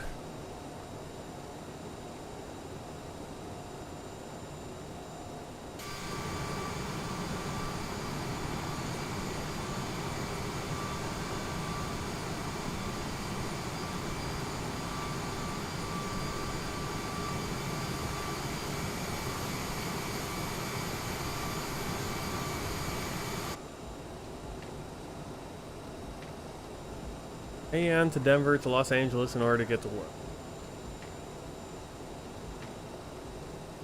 Yeah, that's quite a commute for you if you're going to be staying out in Wyoming. Because you got to get over to Los Angeles or San Francisco, wherever you're based out of. And obviously, kind of getting out of Wyoming is a little difficult. I mean, it looks like you have a route, but not the most direct thing.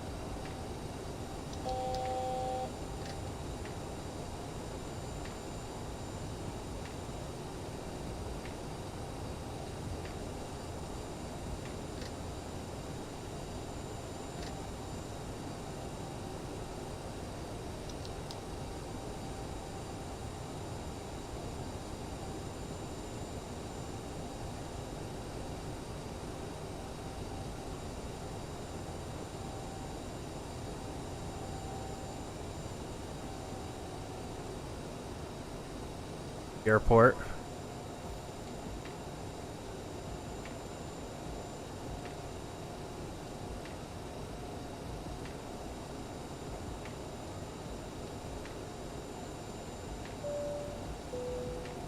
Ladies and gentlemen, we are about to land. Please note Hey, before landing that the line check. has been turned Flight off attendant and advised, the passenger signs on, thrust reversers armed. Landing gear. Get to about 1,000 feet. Flaps 8 at 180 knots.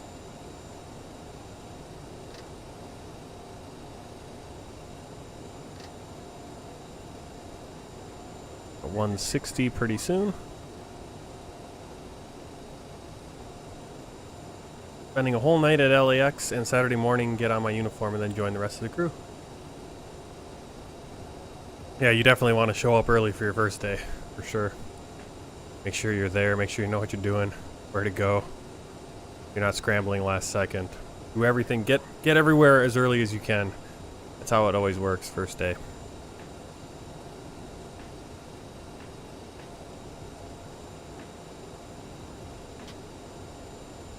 Alright, flaps 20.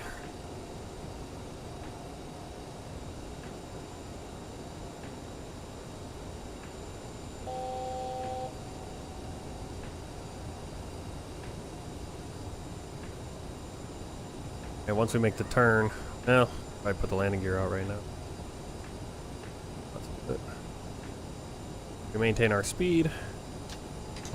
Landing gear. Flaps 30.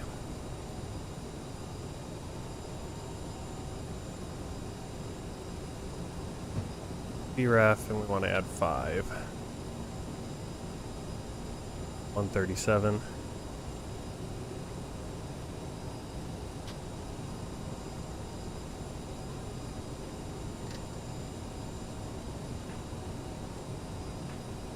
$181 in for our final course.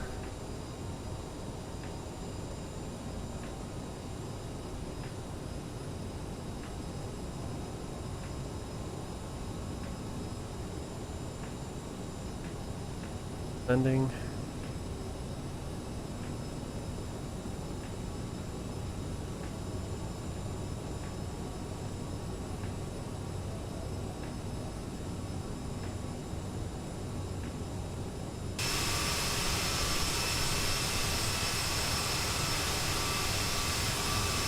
I think the fun thing about doing these flights too is going into places that you're not, not the big huge airports all the time.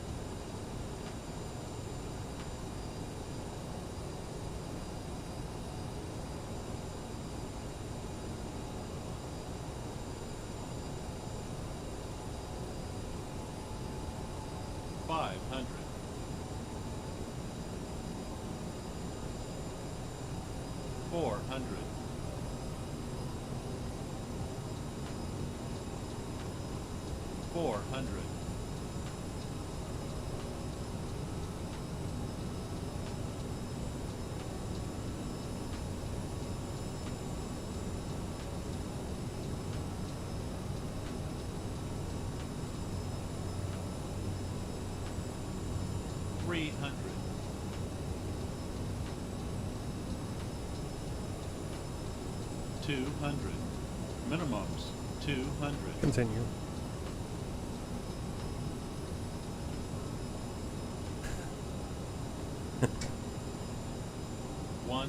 Sync rate 50, 40, 30, 20, 10.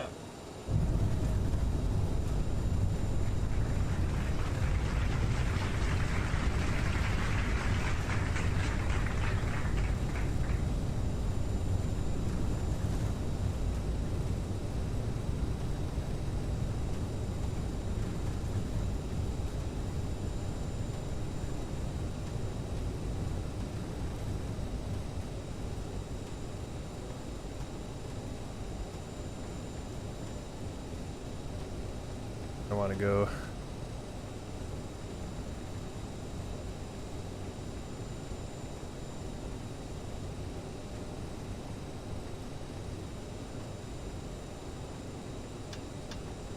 Okay, landing lights off.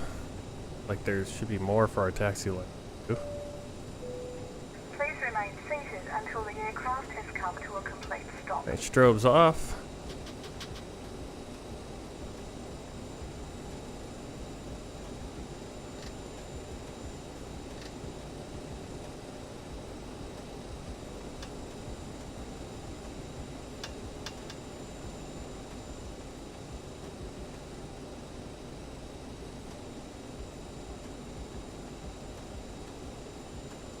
Okay, APU. That started. Transponder off. Flap 0. License strobes off. Probes.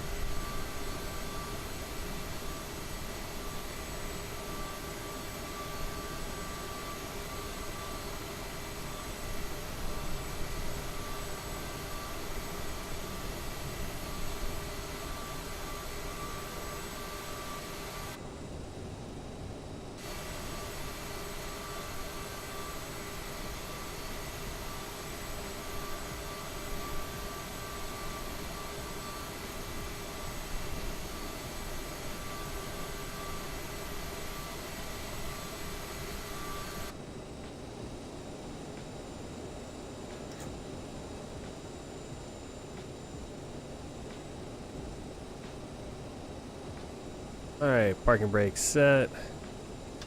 Taxi lights off. Stop.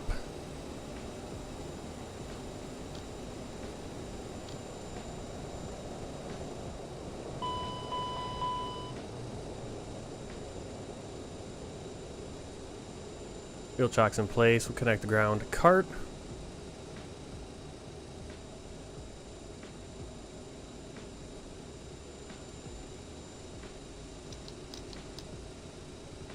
And we're just waiting for everything to spool down before we turn off that beacon light.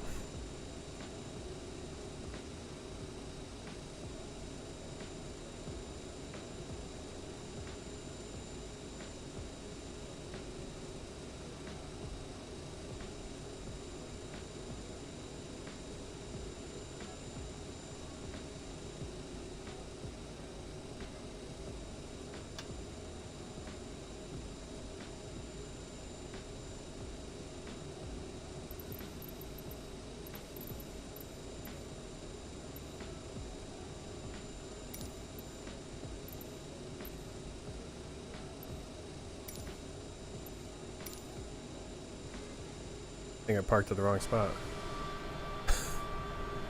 Well, that's not much better. But we'll at least be able to do the, get our unload.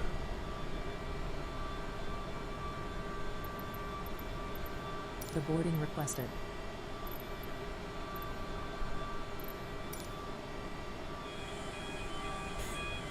Like I was going to try to do the jetway, even though it's not even close. Well, not every airport's that great. Alright.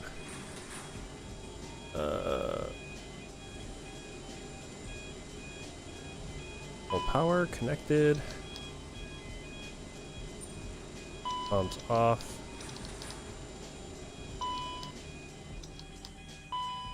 Well, my ground power is on. Ladies and gentlemen, Out the the door is open. Please make your way to the exit. Oh, there we go. And please make sure you Oh. have all your personal Passengers items and boarding carry-on starting. luggage. Why does it keep doing that? I don't have ground power. Supposedly connected. Need external AC. Okay. Guess I'll just leave that on.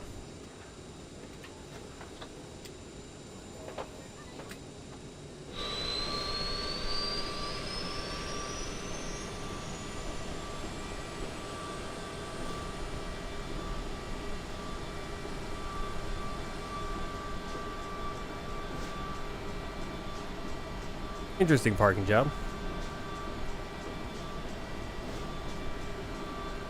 Alright, so let's take a look at Volanta. Check out the flight.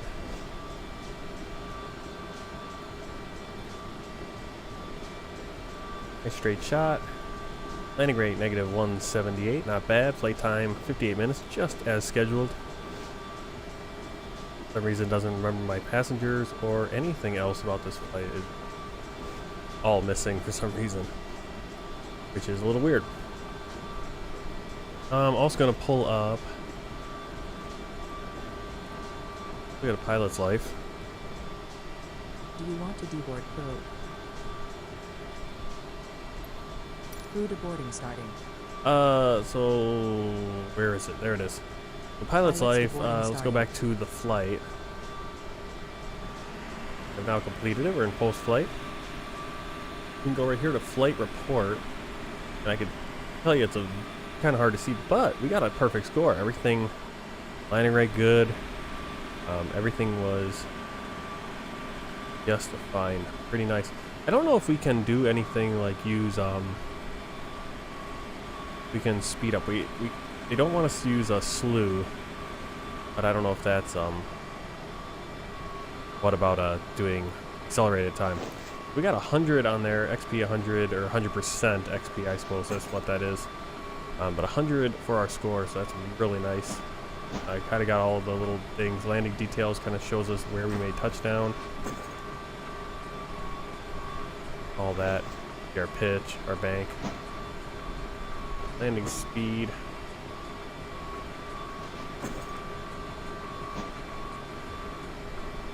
Okay, maybe you guys can't see that. Maybe I should just do a flight capture. Because it just shows you. I noticed it's just showing the underlying thing. There's a flight report here. Not popping up. 1 second. We will fix that. Get display capture.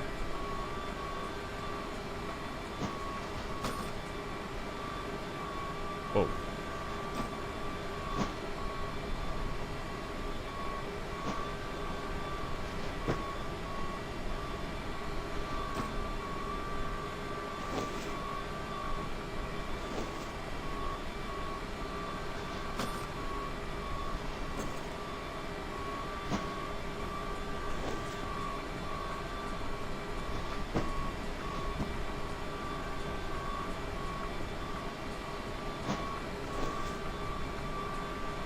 So there you can see the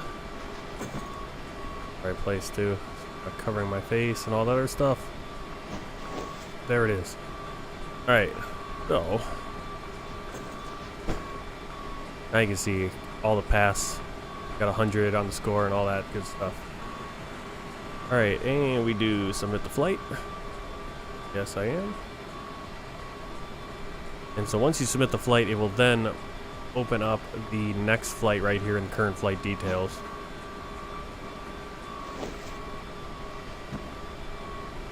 You can see right there, gives us our next flight, 5768 SkyWest.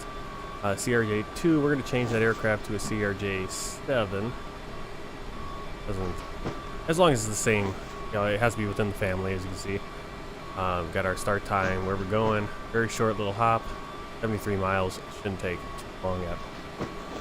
So what I'm going to do is I'm going to throw an intermission screen up for the moment. Maybe I'll leave this screen. I'll kind of stick this screen on the intermission screen. That way you can see what our next flight is and all that. And I'm going to start loading up United Express and all that, and I will see you on the other side probably 10-15 minutes, and we'll get that plane set up. Go, nice short hop over to Chicago, and then we'll do a quick turnaround nod to Fort Dodge. I will see you, as I said, just a few minutes, I would have to say.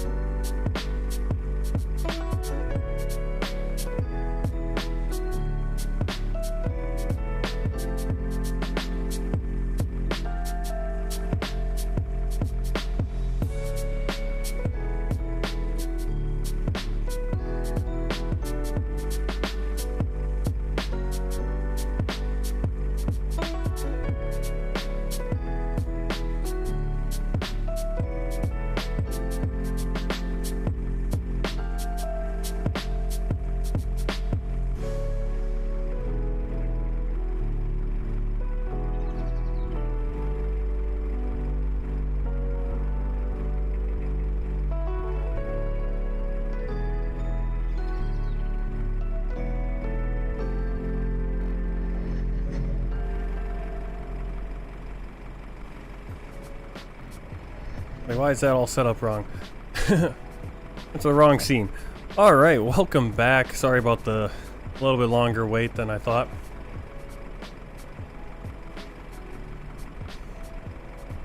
Suddenly my sister was over here and other people were coming over and visiting, so that's why it took so long.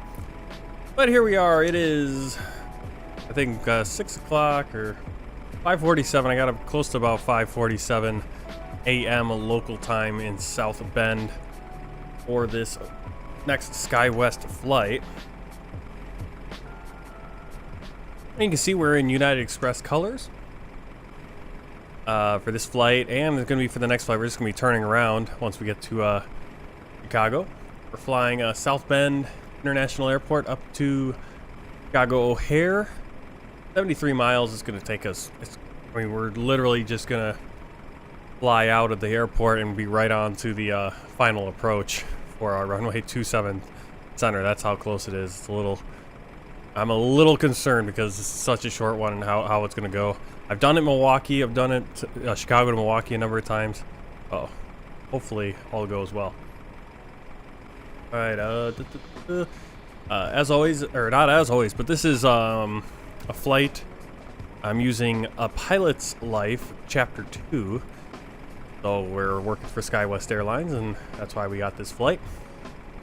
We're going to get inside the plane, get things going. Looks like we're starting from scratch here. Get that ground card. We'll open the service door as well. Kind of curious how they're going to... This is supposedly the catering. I don't know what the plan is to get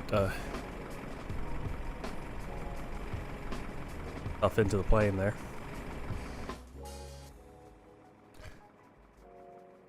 Let's get some stuff turned, some lighting turned up.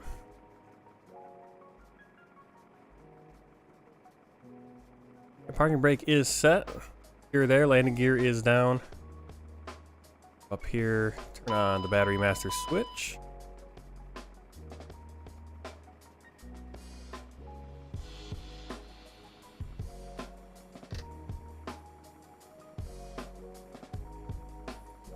Turn on our power.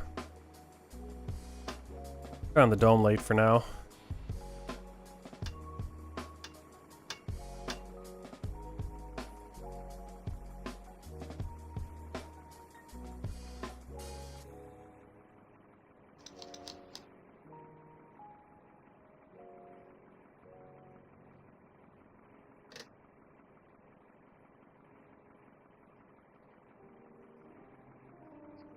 All right. Open my checklist. All right, safety check. Circuit breakers closed. Nose wheel steering off. Hydraulic pumps all off. Landing gear lever down. Spoilers lever retracted. Flaps lever 0. ADG manual release in and stored. Battery master on. APU AC electrics as required. It is established. IRS. Go both. Got great camera views.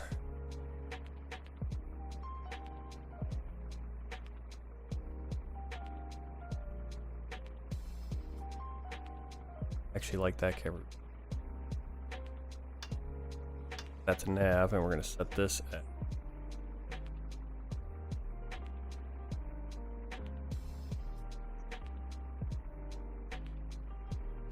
Right, airplane documents checked. Hydraulic pump 3A. This is the first flight of the day. We'll do our tests. So we're going to turn all 1, 3B, and 2 on. Try it. Check the hydraulics. Got green. Running for all those. Head back up top and we go on. Set these other 3 back to auto.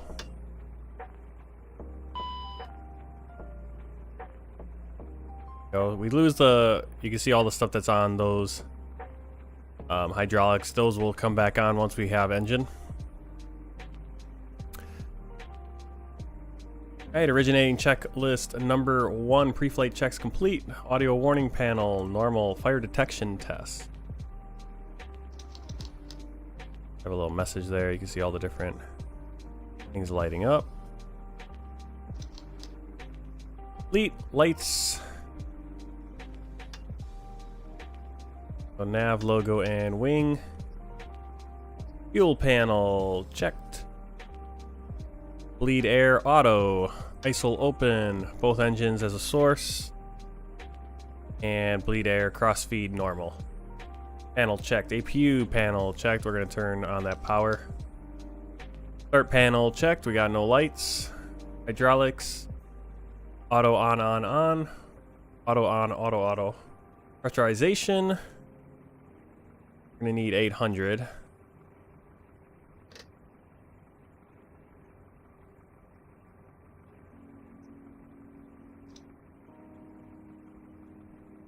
Right there.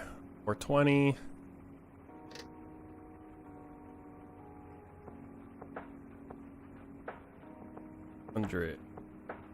There you go. Got 800 on our pressurization. Air condition.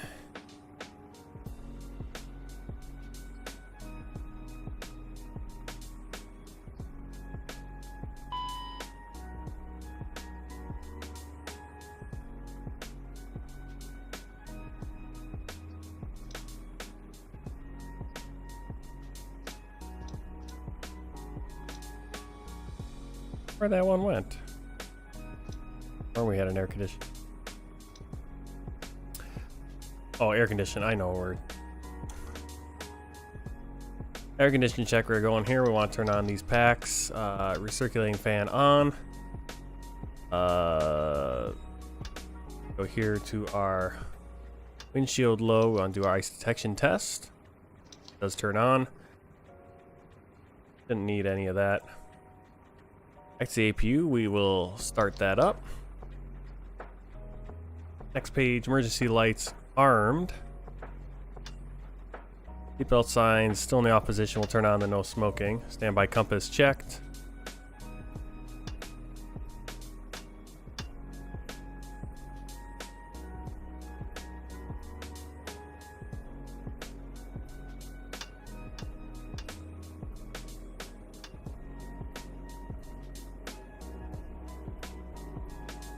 Stall test.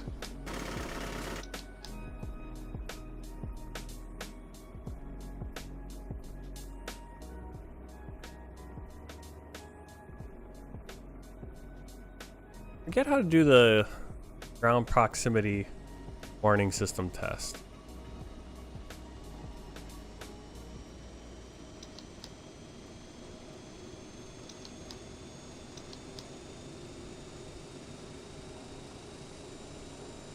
Know where that one is. Nose wheel steering still off. Clocks are set. EFIS control panels checked. Instrument panels checked. MLG bay overheat.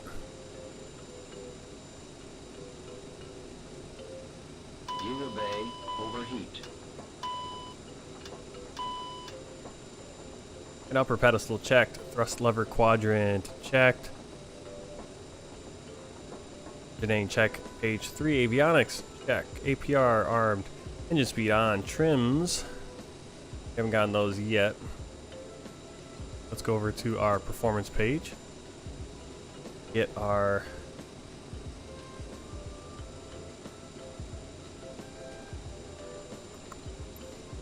payload set. Got 46 passengers.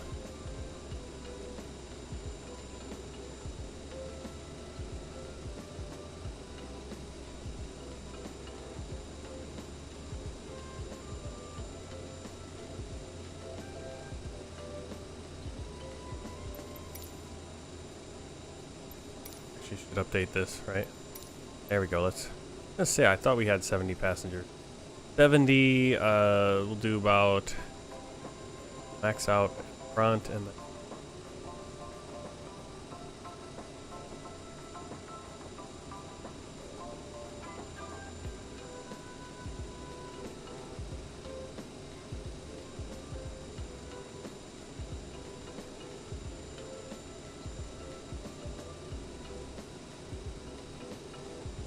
fuel 37 23, that's fine. The payload at 7.2 for our trim. Back over there. 7.2 for the trim.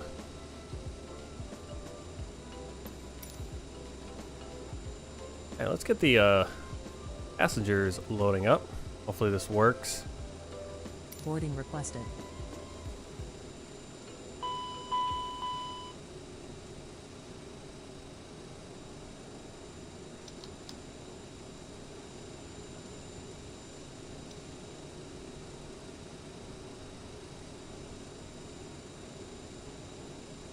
Go down to the lower pedestal. We're gonna get our Passengers bus is stab coming. trim engaged, mock trim engaged, yaw damper engaged. Turn our backup radio to standby. And we'll do radar test.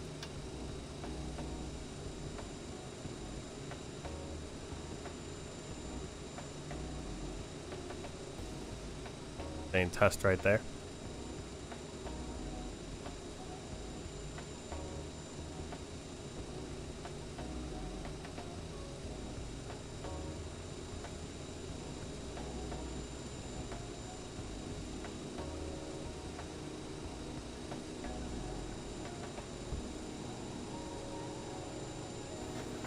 Passengers boarding starting.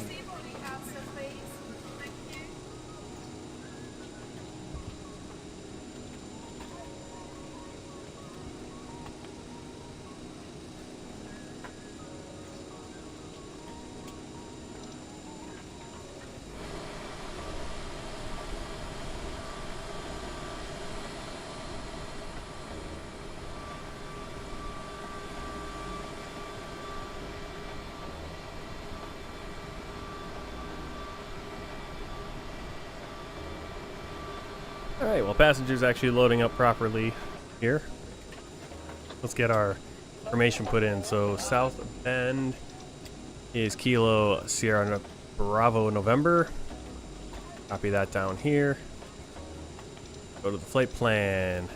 Kilo Sierra Bravo November 2 Kilo Oscar Romeo Delta. Alternate today is...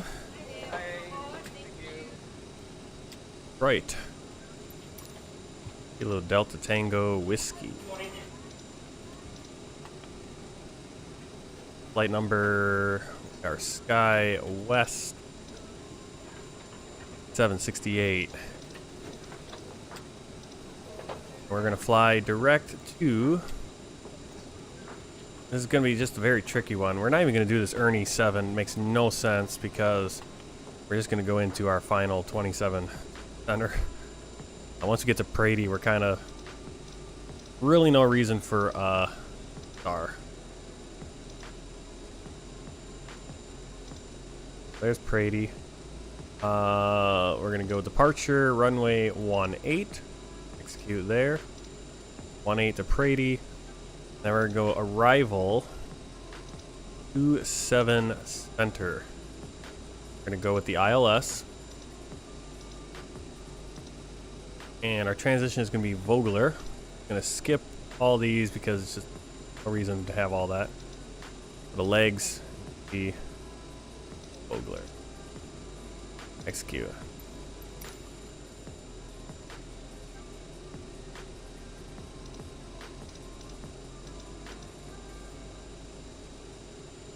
Way to...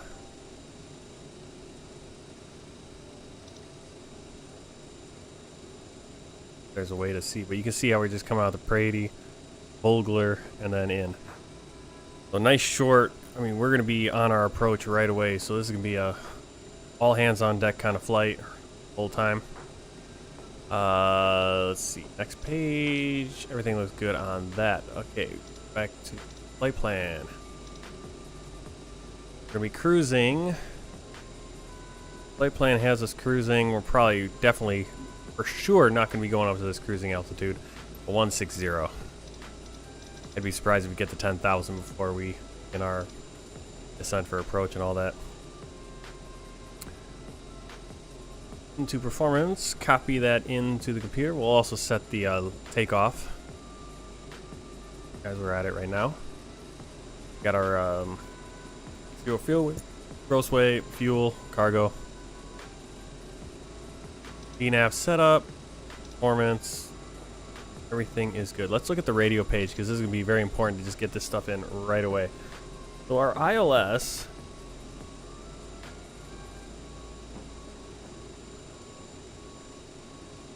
we are going to have, for the ILS, 111.9. And look like there's anything else. terms of VORs that we need. Come back to that really quick. Radio progress. Nice. Okay, we'll put the legs on.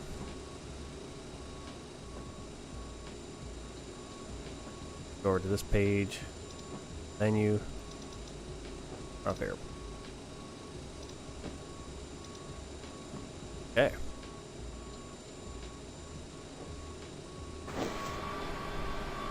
Looks like the passengers are all on. Leave that door open for just a little bit. Over to the checklist. Before start checklist, passenger signs on. We can turn on since we have the fuel board. Pressurization is set. Altimeter.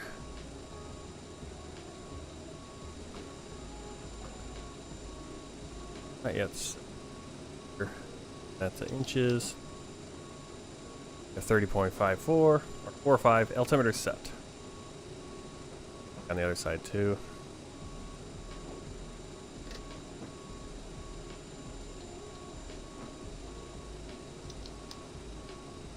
Yep. Anti-skid test, we did that earlier. FMS IRS set. Radio nav aid set. Parking brake on. And let's do a takeoff brief. So, kind of going to do the whole briefing, whole flight briefing on this. Start. Alright, so we're doing runway 18. We're going to, looks like, we're going to push back so we're facing east. We're going to take Bravo 3, Alpha 4, November 1. That's going to be our plan. Pushing back, facing east. We're then going to zoom out here. You can see our flight path. Once we take off, we're going to come back around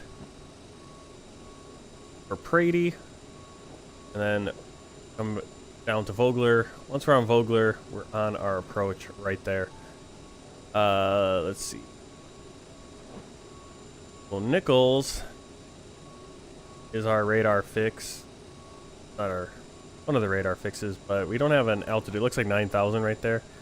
And then we just kind of step down 8,000 all the way down to 2,200 at Driscoll. Get the glide slope, course 273 in, and we land. We're going to be probably with a Cat 1 landing. So our decision height is going to be 200 feet. That, and we'll just get right now.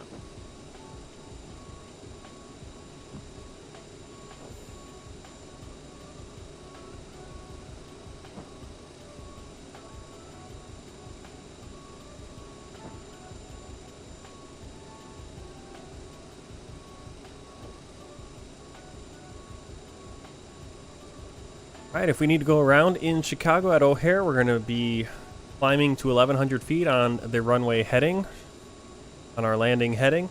Then we're going to turn right, climbing to 4,000 feet on 290 degrees. And we're going to then be on, I believe that's also the radial for Chicago. Okay, it's also the radial. Chicago Golf Tango 114.2 radial 3. Chicago Heights VOR radio 22. Alright, anything else? We got our speeds in here. Have source is FMS. Pretty good. We're slated for takeoff at 11:30. We're probably going to push back a little bit earlier. Everyone's on board.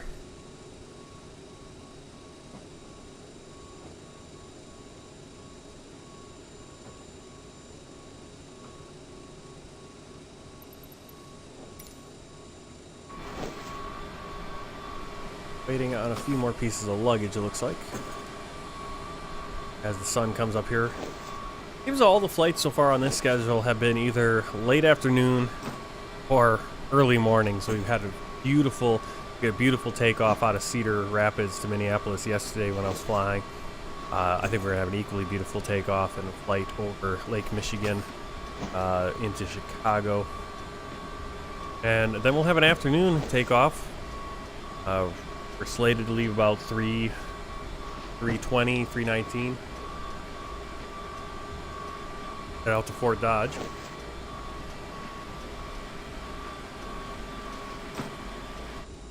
Let's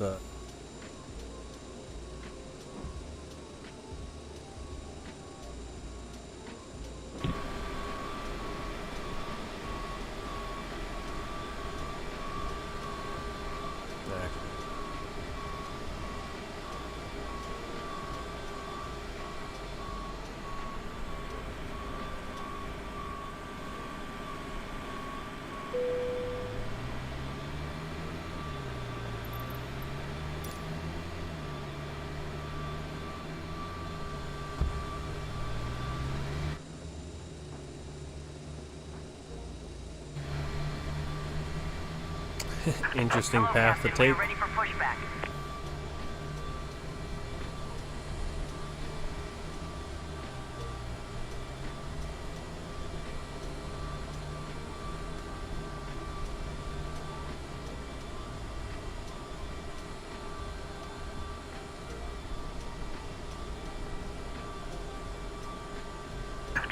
Departure checks completed.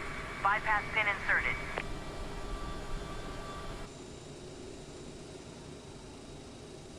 APU is on. Papers on board. Takeoff data set. Doors closed. And on. Fuel pumps and gravity X flow off. Quantity good. Locking gear. Hydraulic pumps auto and on. Parking brake as required.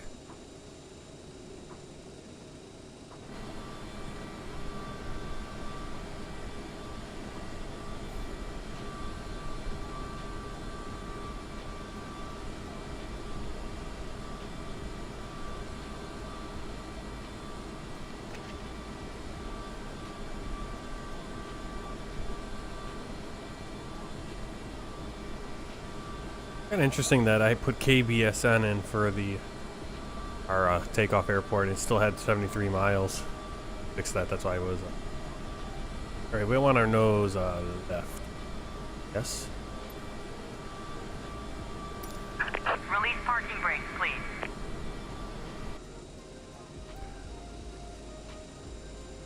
Checklist. Release parking brakes. Release parking brakes, please. All engines clear. Start at will. Hey, left and right packs off. Ignition. Start.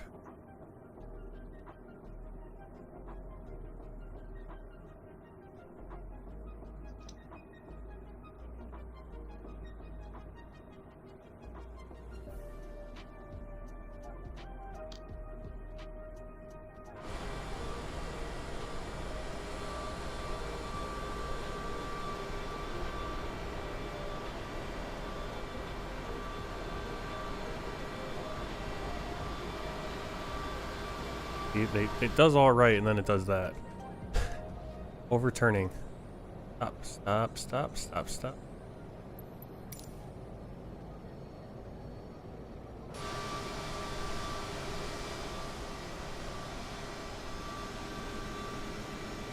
Please set parking brakes.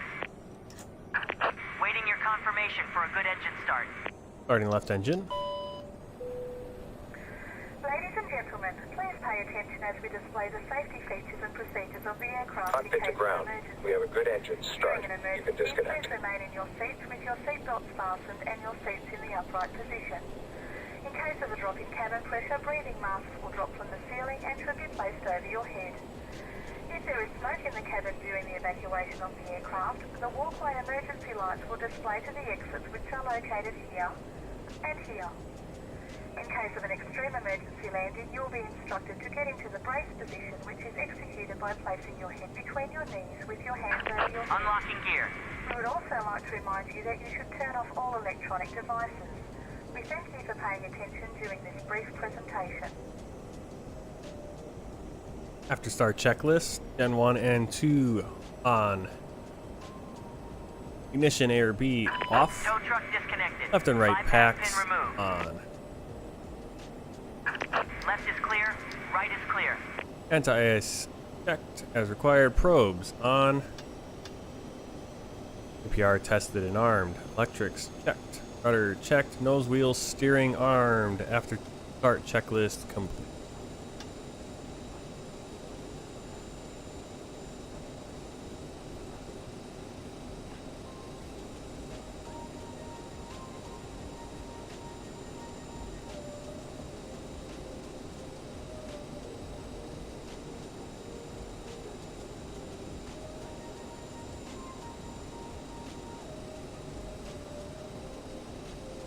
Okay, so I'm not sure where to gain the taxiways. Well, I guess they are what they are in the sim. We are going to go off of that. In reality, it's Bravo 3 Alpha 4 to November, but I can see it says hotel there, so we'll try to find that. So Hotel Bravo, hold short. Or we'll go the way we planned because it doesn't really match up between the chart and what the sim has. All right, let's do our taxi checklist. Flaps 8. Position.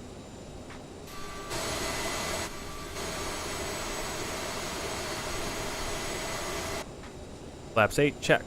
Flight controls.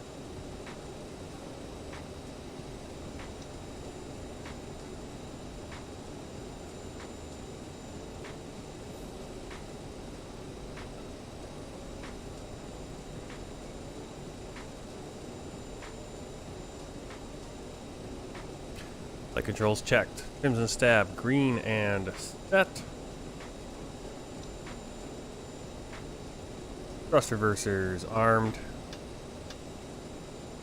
Flight instruments checked. FMS auto-tuned. BTMS checked. Taxi checklist complete. Taxi.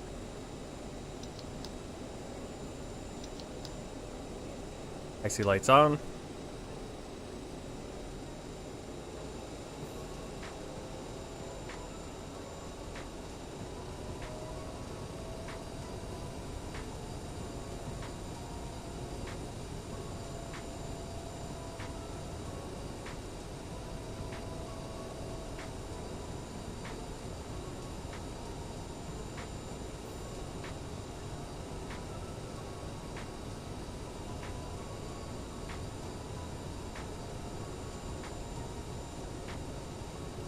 Maybe they want us to go the other way, because here's hotel.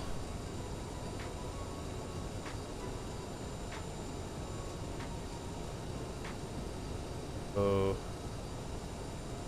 El Bravo, but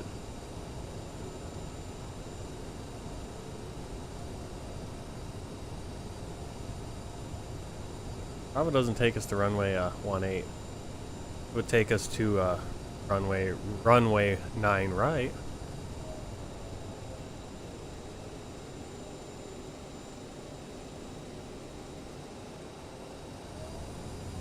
It's not going to recognize us here.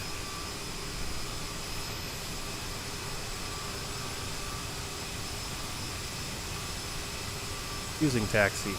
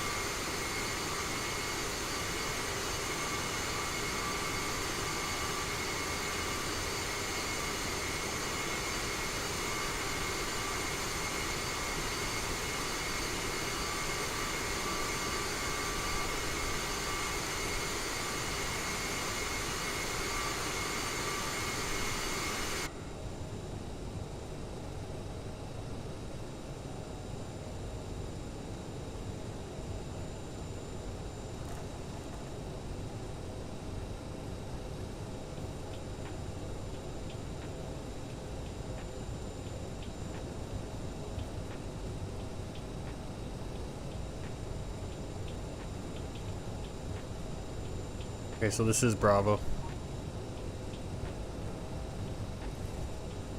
I just blew through that.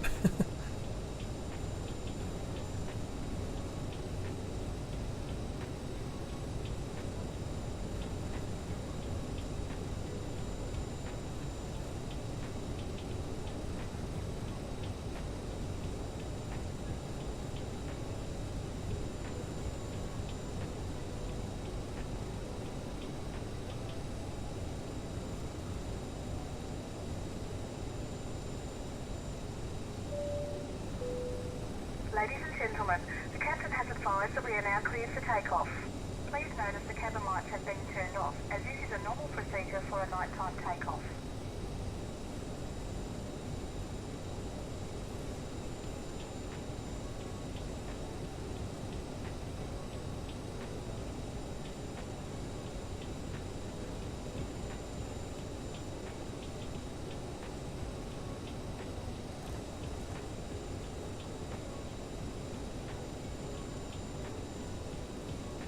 Hey, Creep Kirk, happy Easter.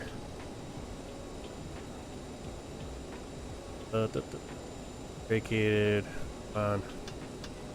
My landing lights on, strobe light on. See, radar.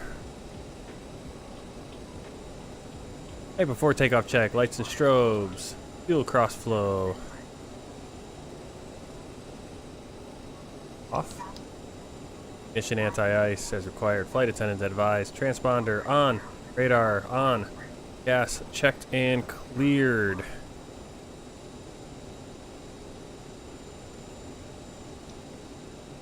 Checked and cleared.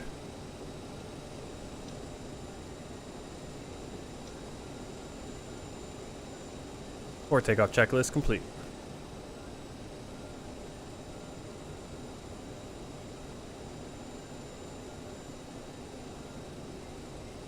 I'm just flying like crazy right now with SkyWest.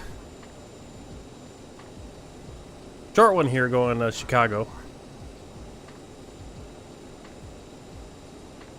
And we'll have a little bit longer going to Fort Dodge, and then I'll have to get a new schedule, and it won't really make sense because it would have been better if the schedule had ended in Chicago and then I could have shuffled through. But we'll see if I can find a good schedule. Maybe one starts in Fort Dodge, or we'll just have to do, I guess I ended my week in Fort Dodge, and then I had to get a flight back to Chicago, I guess.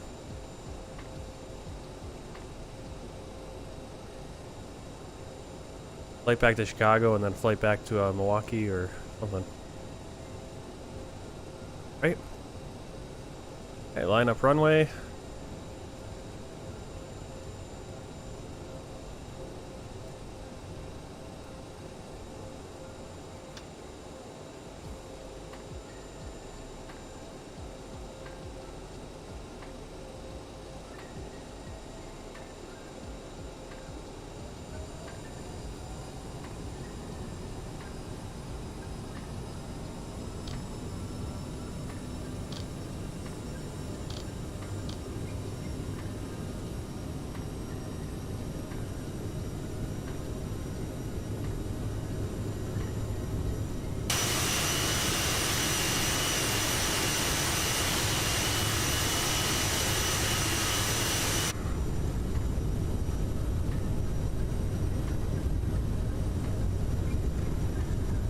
P1 rotate.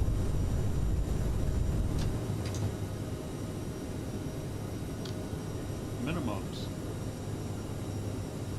Minimums.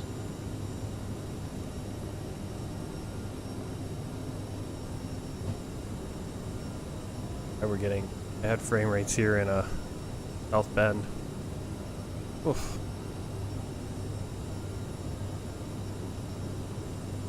You know what? I bet I have a bet. I bet there's. Wow. It's fine. Free and turn the flight directors on. That would help.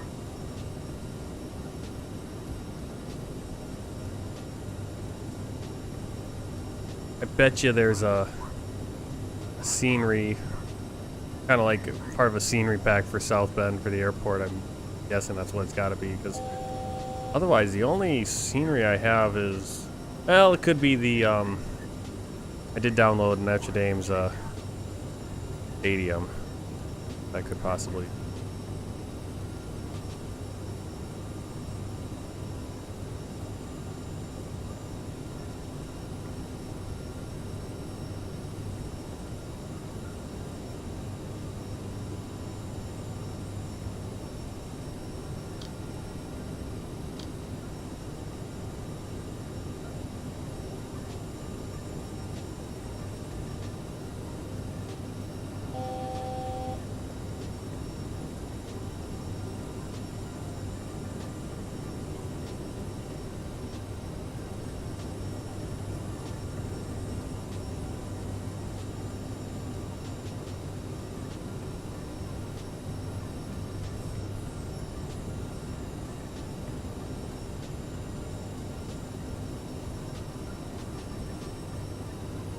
I might fly this whole flight by hand just because it's so short.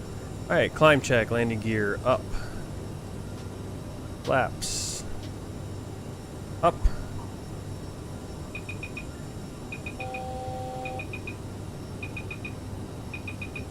Should be coming up.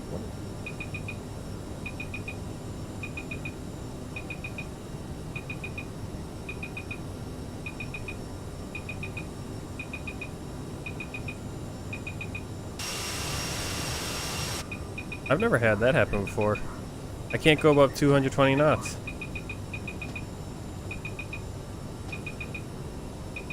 What's going on there? I retracted my flaps.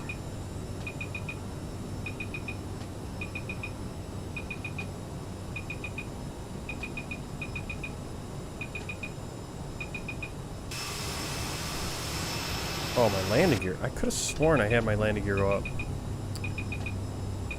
That's why you check those lights right there.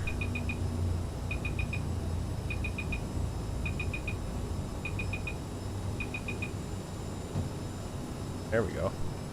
Wonder, what did I forget? I did bring the landing gear up. I did the climb check and I didn't actually check, but I actually do your checks.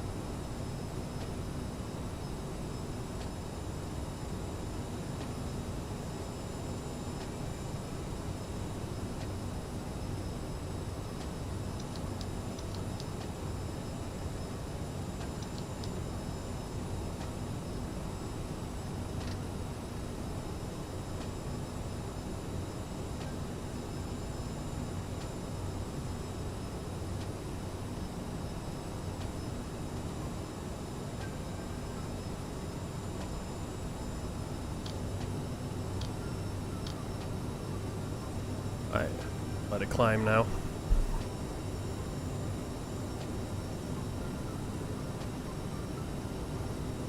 We've already got 13 minutes left on the flight. Fuel crossflow, auto, APU and bleed set. Lights and passenger signs as required. Them as is. Thrust reversers off. Gas checked and cleared. Climb check. Complete.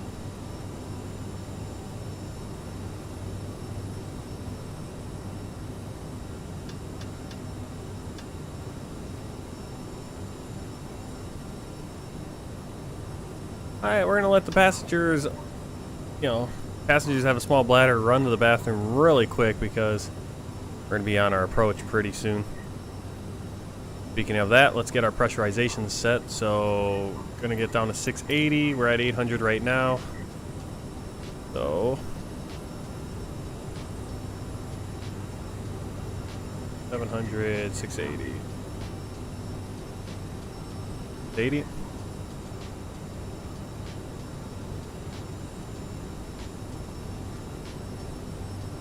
I'm to 14,000.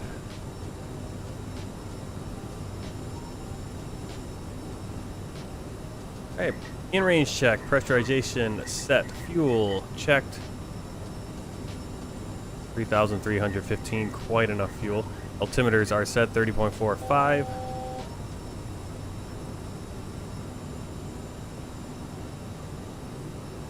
PCAS as required. Radar on. CAS checked and cleared. Landing data set.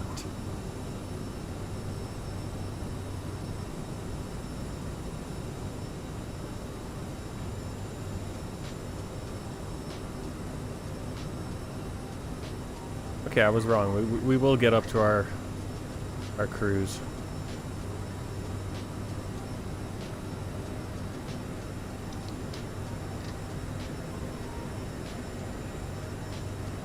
Landing data set, approach briefing complete. We already did that. We'll do a quick briefing again though.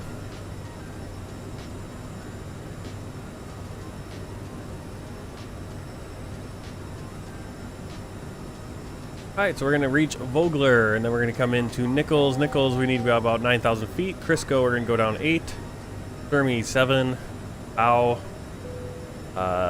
6,000. Murph, 5,000. Jimbo, 4,000. Driscoll, 2,200, but we'll capture the glide slope. 273 degrees is our final into 27 center. Minimum precision altitude is going to be 853, 200 feet above the runway.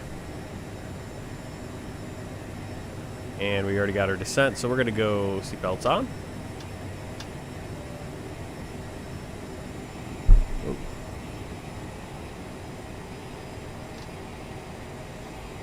That's how fast it goes. Really quick. 11,000 feet.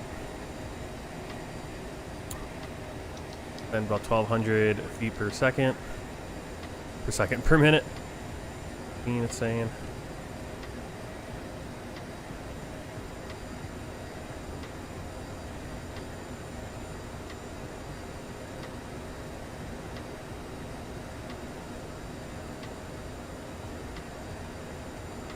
Alright, again, if we have a go around, we're going to climb runway heading 1,100 feet, then turn right 4,000 on heading 290, or the radial 322 out of Chicago Heights, OR. See right out there, you coon. Go into a holding pattern. Let's see, Vogler, RNAV 1, GPS required, aircraft. Yeah, that's doesn't apply to us.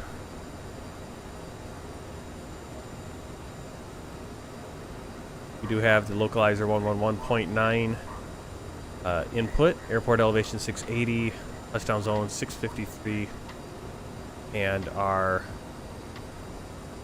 safe altitude is 3,400 feet outside of the approach.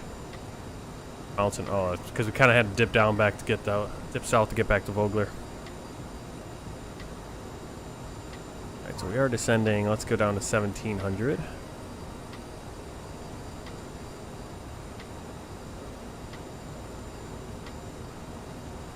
Champion Fayette arrival.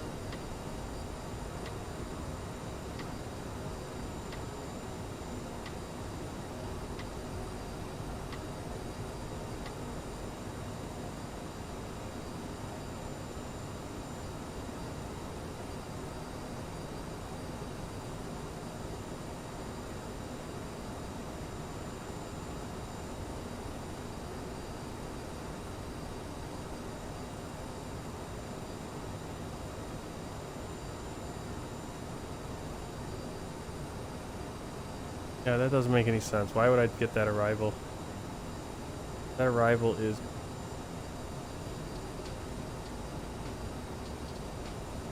They really want me to fly all the way around? We're just gonna...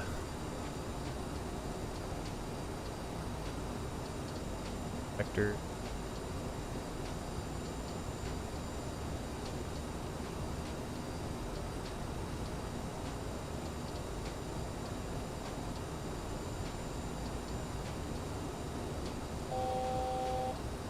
like a half hour to our flight if we do. I mean, this is like a west arrival. The champion, our Fayette 7 champion, on the complete other side of, I mean, basically halfway through Illinois on the other direction. And they really want us to go all the way around.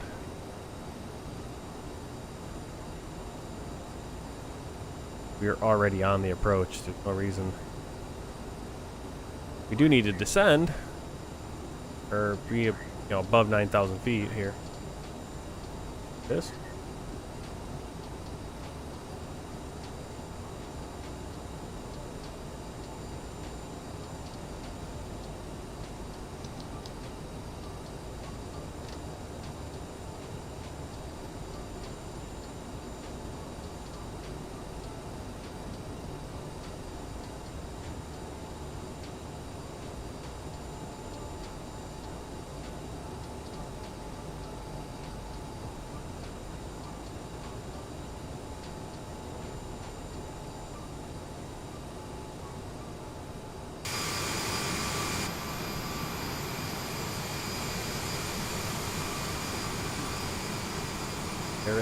Barely getting any shots of this flight.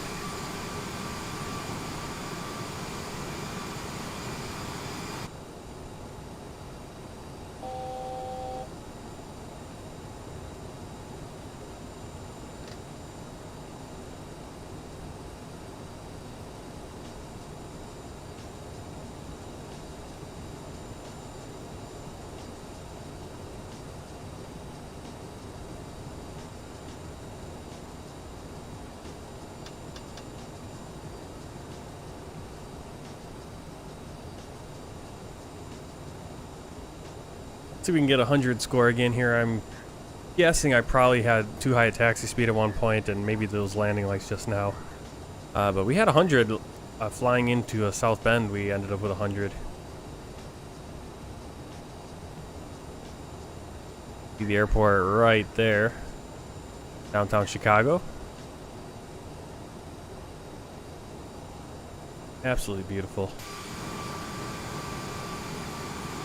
I kind of wanted to get over here, kind of see Gary and all that. Very rare thing to say. Want to see Gary, Indiana. That shot. Look at that. Beautiful. That moon. Got Chicago right there.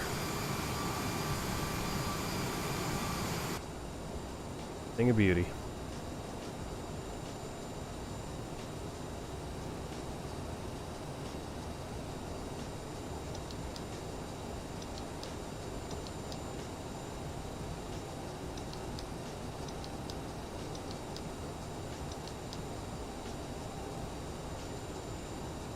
We need to be at 7,000. That's where we're at. We're descending a little quick. But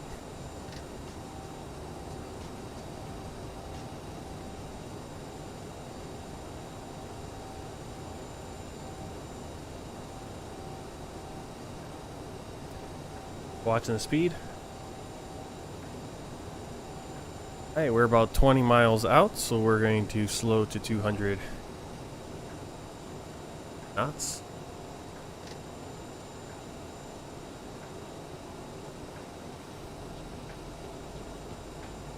Once we're 15 out, we'll slow to 160 and drop to flaps 20 degrees.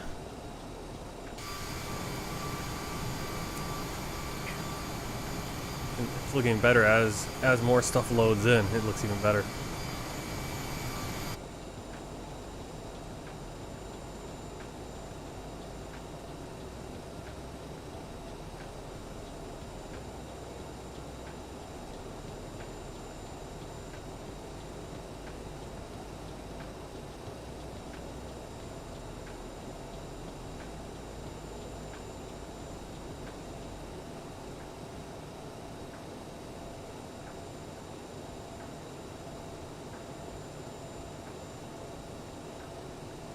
Ten 10,000 feet check. I already passed that, but APU and bleed set.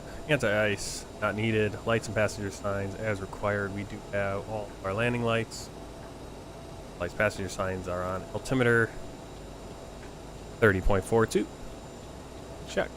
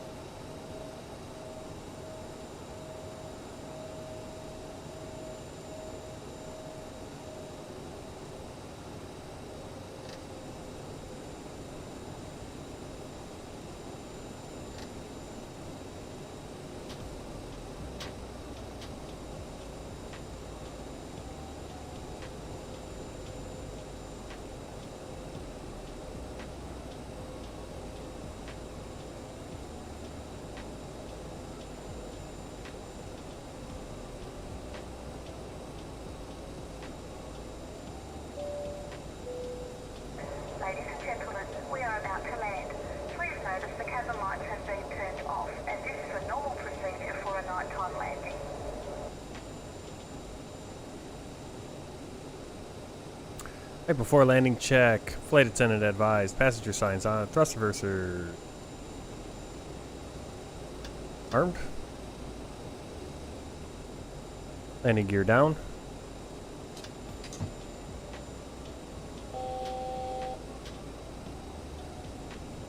Rest of our flaps that are approach.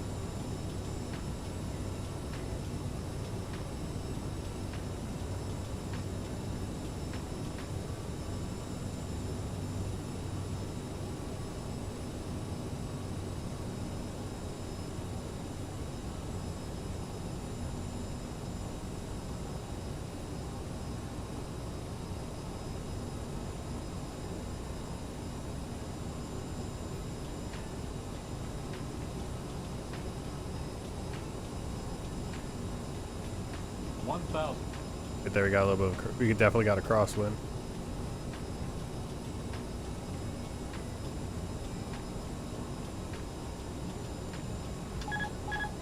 Autopilot disengaged.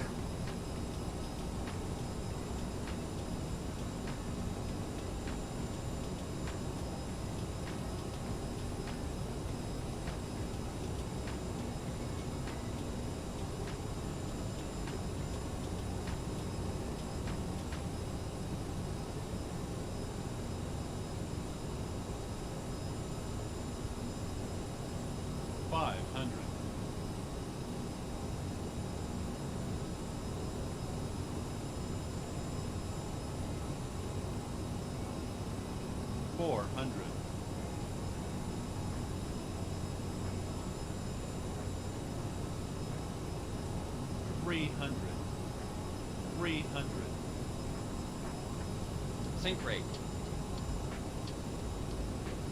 Sync rate. 200. Minimums. Continue. Minimums. 100. Minimums. 50. 40. 30. 20. 10. Whoa. Ugh. Trying not to go off the runway is the hard part. Also, avoiding a pole that's right in the middle of the runway. Why do we have poles in the middle of the runway here? What is going on with O'Hare?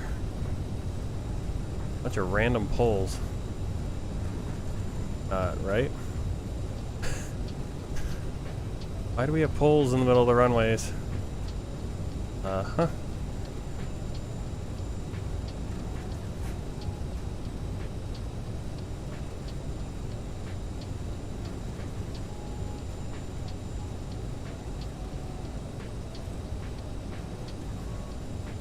Probably didn't need to roll the whole runway, but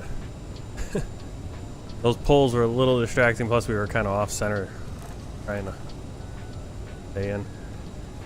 All right, we're gonna exit here on Victor. Please remain seated until the aircraft has come to a complete stop.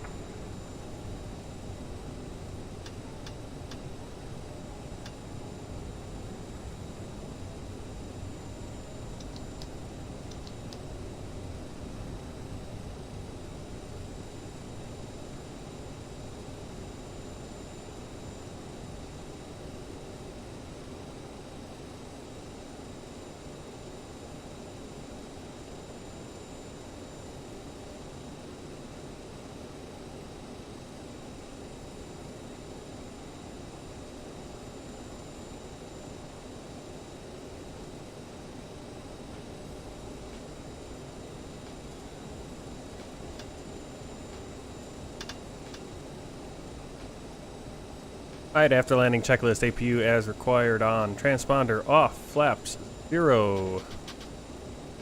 Lights and strobes off, probes off. Speed set.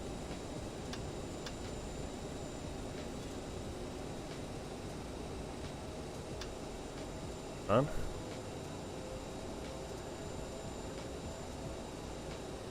Alright, so Victor, Golf. Going to Foxtrot. Find it. Looking.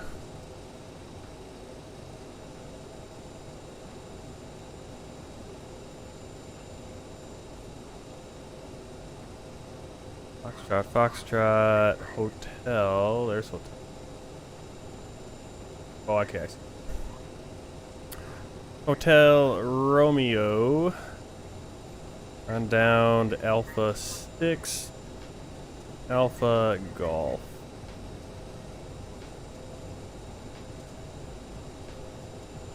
So weird.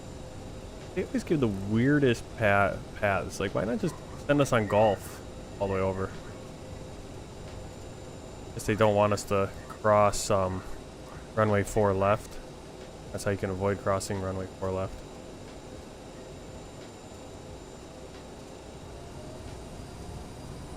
Those. I don't know what's going on this part of the airport. Lots of random poles. I don't have any scenery that I know of for Chicago. So it's kind of a weird messiness there.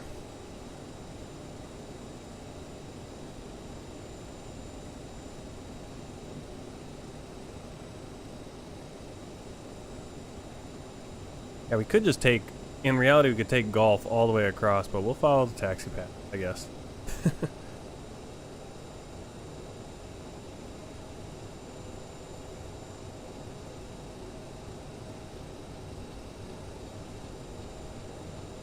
Alright, we're gonna turn here.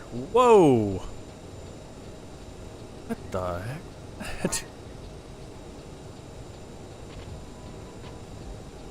Believe me, I'm not online, so that wasn't just some weird guy in a. Oh, did we just miss? I think we just missed Golf or something. And see a taxi with it. All right, we'll turn on Hotel.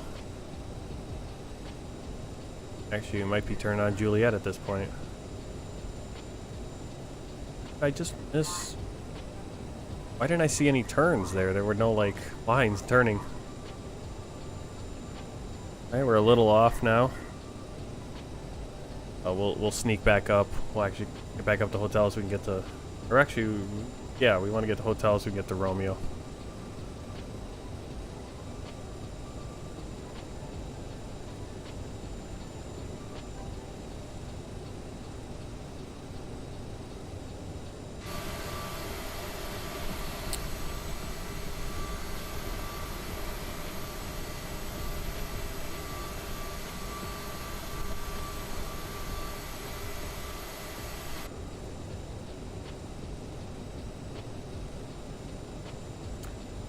Getting better with my rudder pedals set properly, but still every once in a while, even on that landing, you can see I kind of reverted to my having it reversed, and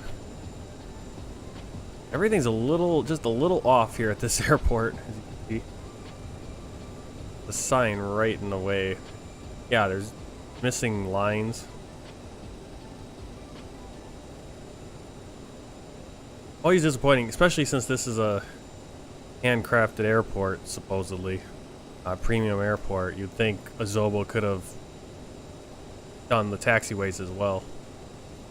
I think the terminals look really nice, so actually, but there's a little bit to be desired with the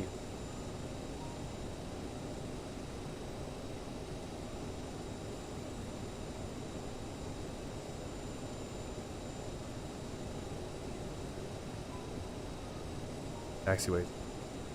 It's a very interesting when you follow the routing that they give you sometimes. Really want us to avoid crossing runway 4 left for some reason. Not like it's a super busy run. Alright, coming up on Tango.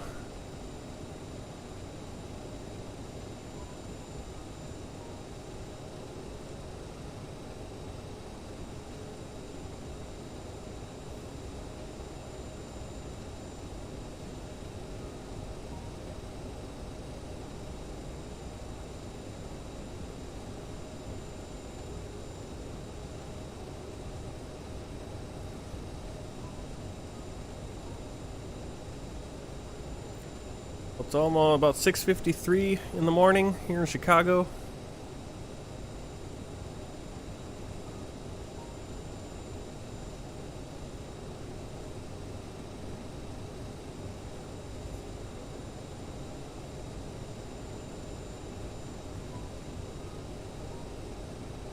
Beautiful, beautiful morning.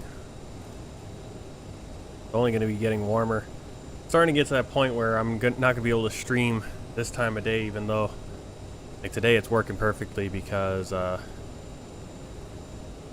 everyone's out of the house, got some other stuff. They're going over to Goodwill and doing some shopping.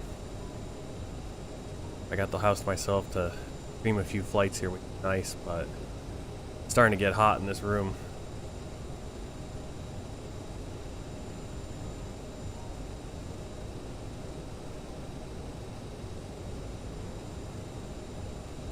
Runway 4 is right there, so they want us to cross that for some reason.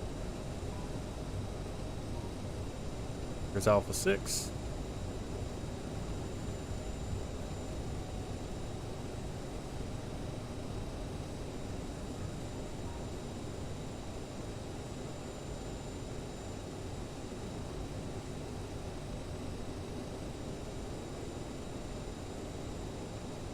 Bravo right away. And then Alpha will be in here. I have a ghost town.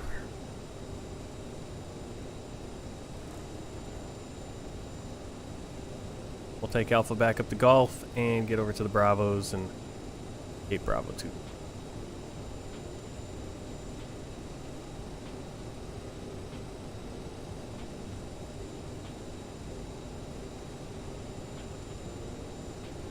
Well, the landing was a little bit firm. Negative 269 feet per minute. Not as bad as the one into when I landed in Cedar Rapids, which was almost 500, but that was with Elisha on my lap freaking out.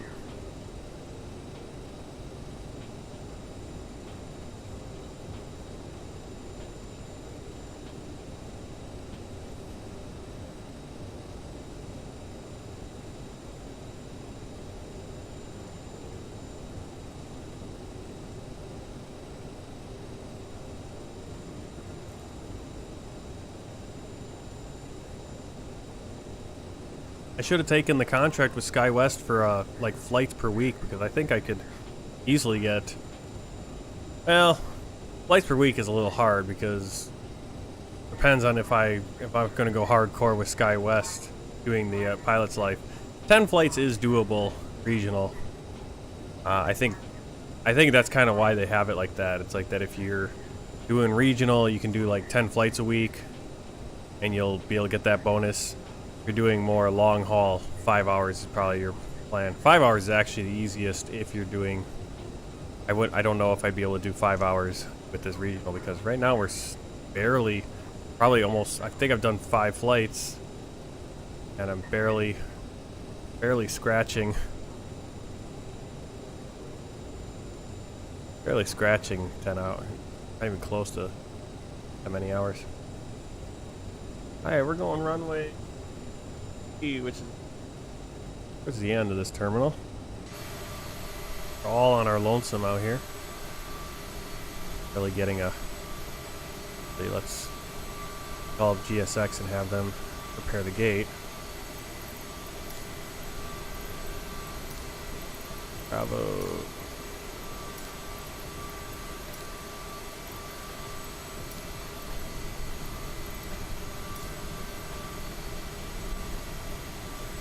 Oh, do we not get a gate with this long thing right there?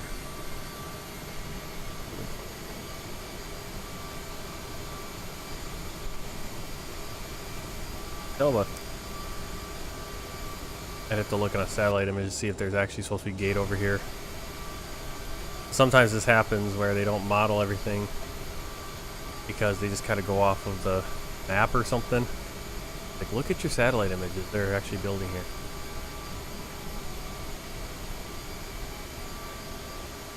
That right now. Google Maps.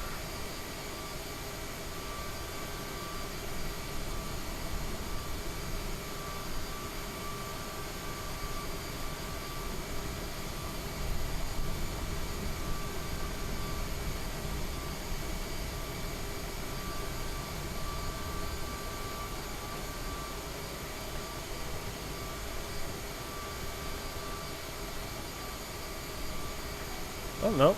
Actually, well, this gate is like this, except there should be, it's like an extended thing like this, but then there should be a gate coming out also, a jetway.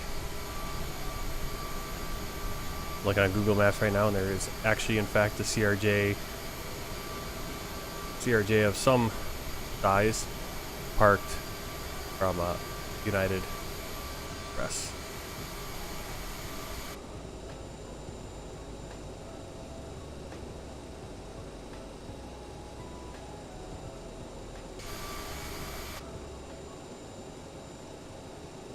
Where are you gonna park me?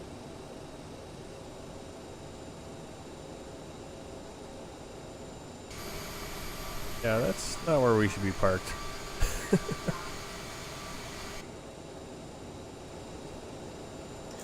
Hey, parking brake set. APU is available. Stop for the engines. Flip the switches. Down.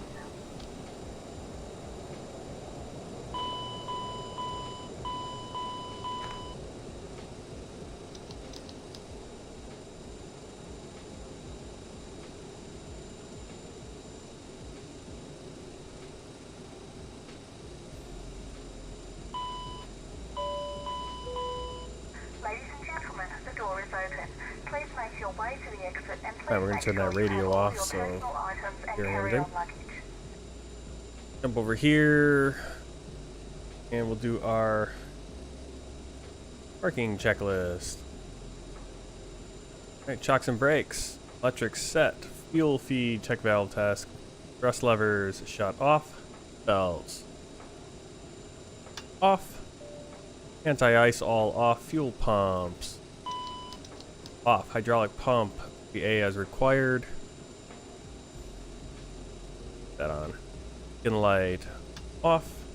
Nose wheels steering, and I probably just lost some points. No, probably good. Nose wheels steering off. Shutdown checklist complete. Now I don't believe we do the terminate. Do we terminate? Do we go all the way? Yeah, I don't know where we go for a turnaround. How far off we go. I think basically at this point is as far as we need to go for that. Then we still have our ILS. We just need to adjust our computers and everything. Alright, so it is just after 7:01 in the morning.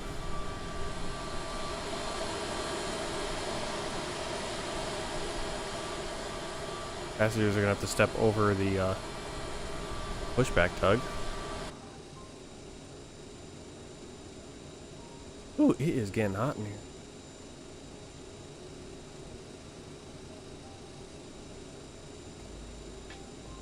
request a... I thought I requested a boarding. I didn't. The boarding requested.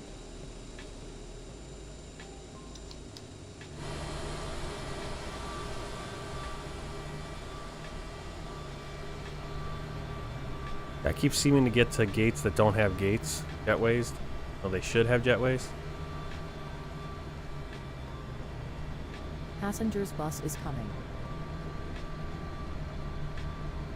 All right, well, while we wait for the passenger bus, let's check out Volanta. Do the flight. Got 20-minute flight time. You see the block time, 26 minutes to taxi and do all that stuff. 20 minutes for the flight. Landing rate a little bit firm today on this flight. 88 miles, 70 passengers. Landing speed a little down. Really quick into Chicago. We can bring up Pilot's Life and we'll get it there. So there's a Pilot's Life. You can see the flight. Flight report. And yep, I got dinged for the taxi light. I didn't have the taxi light on when we landed and started taxiing, so I lost one there. And then landing gear, forgot to retract that, so I lost 3. So this is actually my lowest rated flight. We're fine with our approach, fine with our landing rate, but this is my lowest rating. 96 is my lowest rating so far. 297s, a 100 last flight, and then 96 right here. You can see our landing. I don't know if it shows. You can see it kind of off center there. Doesn't really show completely. It even shows us right there. See the gate. Could be a gate there. That away. We'll submit the flight.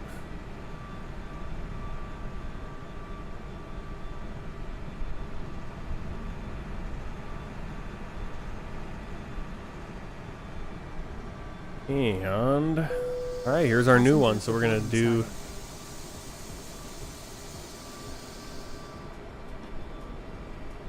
We're gonna start doing the turnaround here. So I'm gonna start adjusting a few things on the.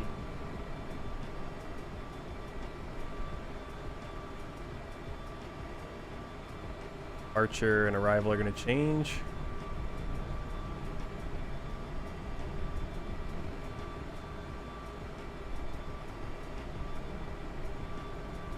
Plane is the same. Call sign. Will have to change.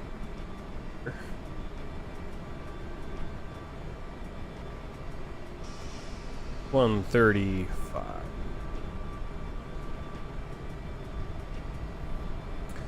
All it took.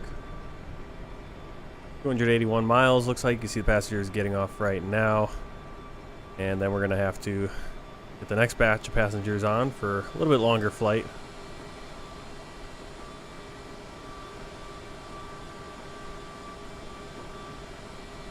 Say all that, but you got there. It is.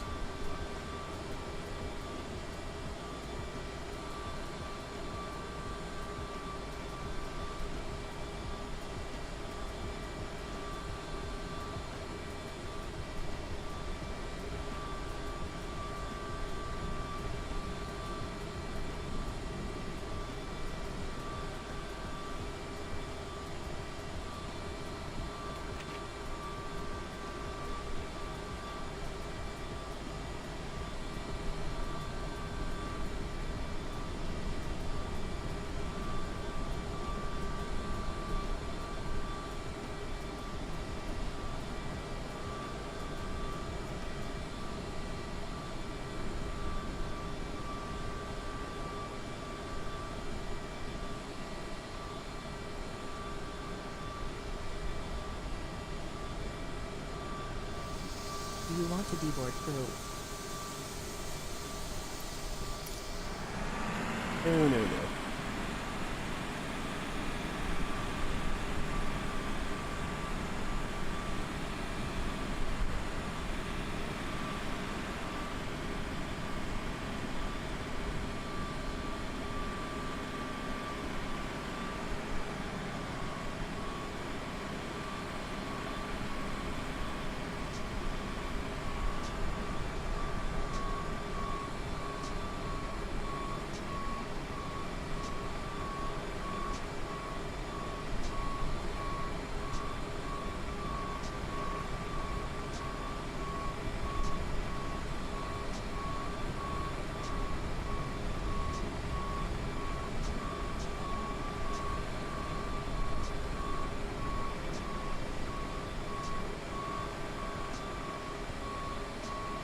Yeah, GSX actually makes us have to take our time between these two flights, doesn't it?